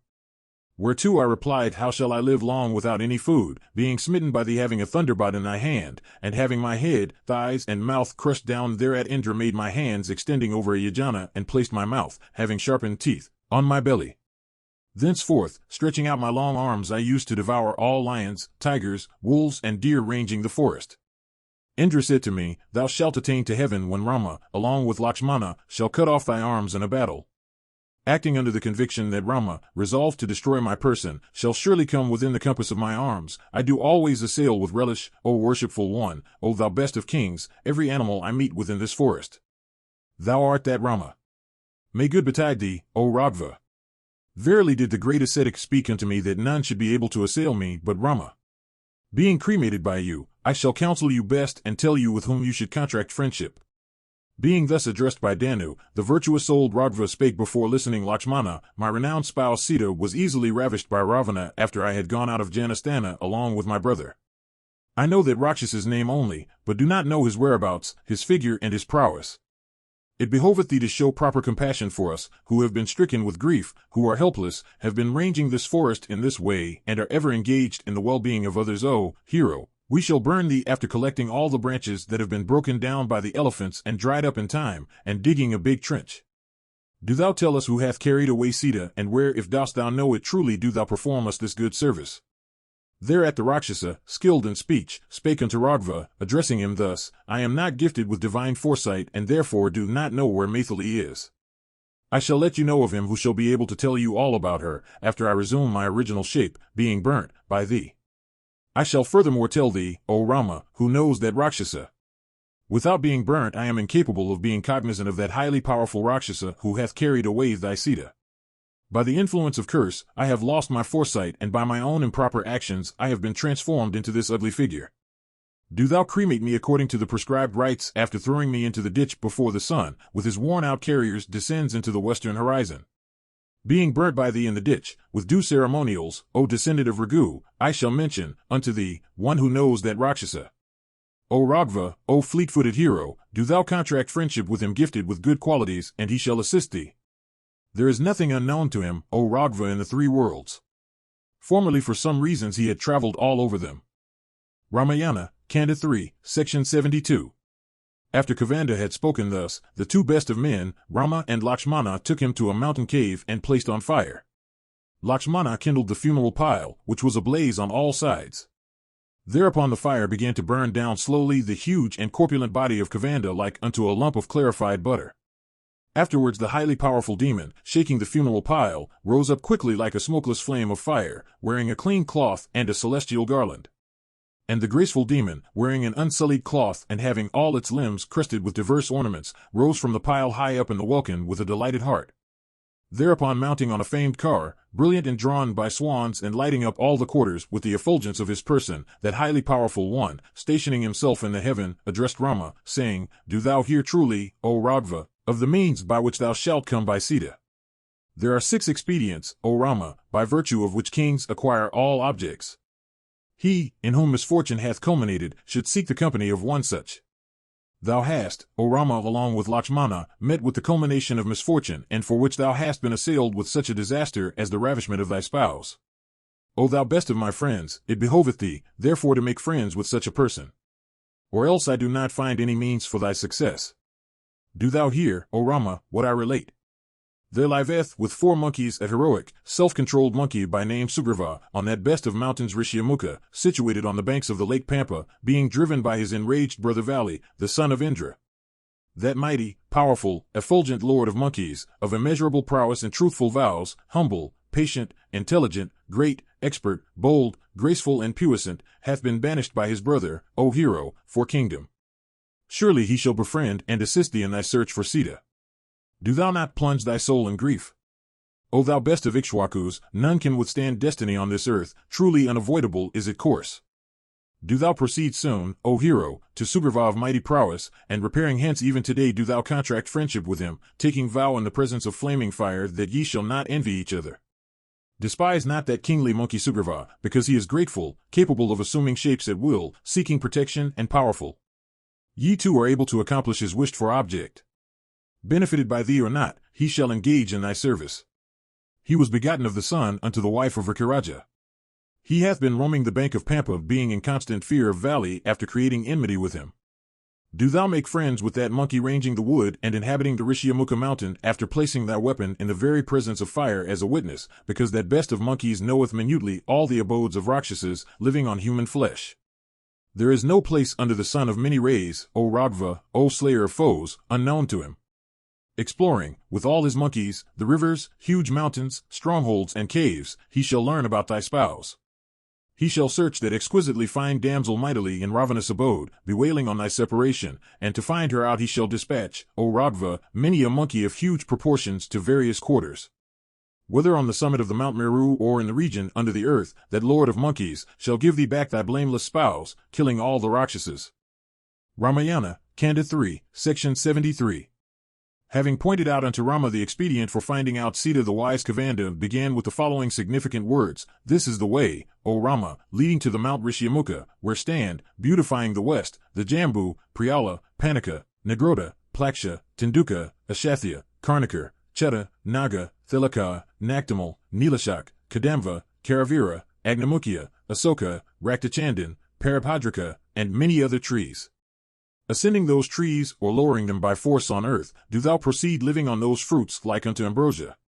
Passing by this forest, O Kakusta, thou shalt reach another abounding in trees blooming with flowers like unto the garden of celestials and Atarkaru, where in all the months of the year the trees produce fruits and honey, and where all the seasons dwell as in the forest of Chaitkaratha. There stand beautifully many a tree lowered down with the burden of fruits, containing towering branches, dense as a collection of clouds or a mountain. Ascending those trees and lowering them, Lakshmana shall offer thee fruits like unto ambrosia. O heroes, ranging from forest to forest, from high mountains to hillocks, ye shall get at the lake Pampa, void of gravels and aquatic plants, and hence there is no danger of falling down to the people, having level watering places, covered with sands and blooming with red and white lotuses. There emit forth musical notes, swans, frogs, cranes, and ospreys sporting in the lake Pampa. They are not filled with terror in view of human beings, inexperienced as they are in the matter of destruction. O Raghava, do ye fare on those plump birds like unto a lump of clarified butter, and diverse fishes such as Rohita, Chakratunda, and Nala. O Rama, the devoted Lakshmana, shall offer unto thee various other best fishes, devoid of scale and fins, plump, filled with bones, having destroyed them with shafts and roasted them in fire. And after thou hadst feasted on them, Lakshmana shall bring thee water for drinking on a lotus leaf, smelling like a lotus, coming in contact with flowers, delicious, pleasantly cold, wholesome, void of impurities, transparent like silver and crystal. And while roaming in the evening he shall point out unto thee fat monkeys ranging in the wood and lying in the hollows of mountains. And thou too, O best of men, shalt behold those fat monkeys, who had drunk water, roaring like unto oxen appearing on the banks of a river to drink water. And rambling in the evening, thou shalt assuage thy grief beholding the pleasant water of Pampa and blossoming trees. There, O Raghava, the Thilakas and Naktamalakas, crested with flowers and full-blown white and red lotuses, shall mitigate thy sorrows. There liveth no person who wears garlands of those flowers. Garlands strung with those flowers never wither away, O Raghava, because the disciples of the great ascetic Mithanga lived there with concentrated hearts. Drops of perspiration, falling on the earth from the persons of those ascetics worn out with the burden of the wild fruits collected by them for their spiritual guide, have been transformed by virtue of their asceticism unto these garlands. These garlands do never wither, O Raghava, because of their origination from those drops of perspiration. Even at the present day, O Kakusta, there liveth an immortal mendicant woman, by name Savari, who had waited in attendance upon those departed ones. Beholding thee, O Rama, who art adored of all creatures like unto the deity himself, that mendicant woman, ever engaged in pious observances, shall attain to the abode of celestials. O Rama, turning to the western bank of Pampa, thou shalt, O Kakushatha, behold the incomparable and secret asylum of Mithanga. Fearing the divine authority of that great ascetic Mithanga, the elephants, though there are many, dare not cross the threshold of his asylum. O Raghava, this forest is widely known as Mithanga Wood. Thou shalt sport, O Rama, with a delighted heart in that forest resembling the celestial garden, Nandana, and filled with various birds. There stands in front of Pampa the highly inaccessible Mount Rishyamukha, ornamented with many a blossoming tree and guarded on all sides by little serpents. That mount is highly munificent. It was created by Brahma in the days of yore. A person, sleeping on the summit of that hill and dreaming of an accession of wealth, really gets at it after the dream is over. A perpetrator of iniquitous deeds and engaged in impious observances ascending that hill, the Rakshasa seize upon him, asleep, and bruise him. Thou shalt hear the terrible roar of the young elephants ranging in the asylum of Mithanga, situated on the banks of Pampa. Thou shalt furthermore observe many a quickly moving, infuriated elephant, resembling clouds in hue and with red temporal juice oozing out of their heads, roaming here and there sometimes separately and again in a band. Those mighty elephants, roaming the forest, return to their woody homes, drinking the pleasant, pure and sweet-smelling water of Pampa. And do thou assuage thy grief, beholding there the bears, wolves and ruris of a tender countenance like unto sapphire, who are harmless and never afraid of human beings. There is a huge cave, O Rama, in that mountain, covered on all sides with rocks and where it is very hard to enter. At the entrance of that cave lies a beautiful, wide lake of cool water, hedged on all sides with trees abounding in fruits. There liveth with other monkeys the virtuous-souled Sugriva, who sometimes resideth on the summit of the hill. Having thus addressed Rama and Lakshmana, Kanda, highly powerful, resembling the sun in effulgence and wearing garlands, appeared beautiful on the sky. Thereupon Rama and Lakshmana, preparing to proceed, spoke unto that great one stationed in the sky, saying, Do thou go. Whereto Kanda replied, saying, Do ye proceed to make good your end, and bidding them adieu, who were well pleased, departed. Regaining his pristine beauty and shining in grace and effulgence, that Kanda, who was on the sky, fixing his looks upon Rama, and pointing out unto him his way, said, Do thou make friends with Sugriva. Ramayana, Kanda 3, section 74. Thereupon Rama and Lakshmana, sons of a kingly father, passing along the way, pointed out by Kanda, leading to the lake Pampa, proceeded towards the west.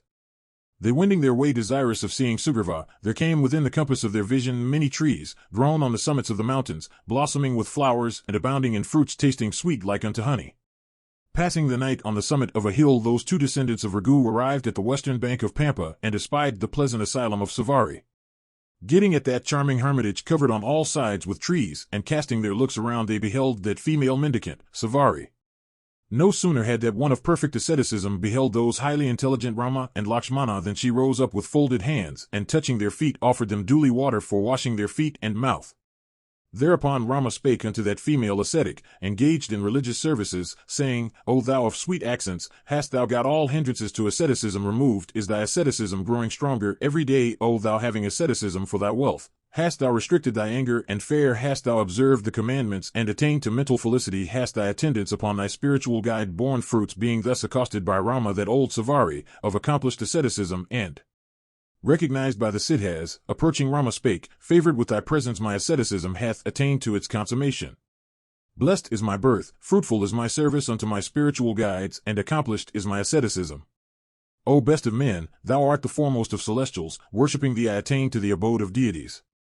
O gentle one, slayer of foes, thou that dost confer honors on men, thyself casting thy auspicious looks upon me, consecrated I, by thy favor, shall attain to the imperishable land of celestials. On thy setting foot on the Mount Chitrakuta, the ascetics whom I served, ascending celestial cars of incomparable luster, departed to heaven. Those great ascetics, cognizant of virtue, said to me, Rama shall come to thy holy asylum. Do thou receive with great reverence that guest together with Lakshmana. On beholding him, thou shalt attain to that best land of the celestials whence none returneth. O best of men, I was thus told, by those great ascetics, and for thee I have collected various wild fruits growing on the banks of Pampa. Being thus addressed by Savari, the virtuous-souled Raghava spake unto her, conversant with the knowledge of past and future, saying, I have heard from Danu, in truth, about thy divine authority as well as that of thy spiritual guides. If thou purposest so, I wish to witness it with my own eyes.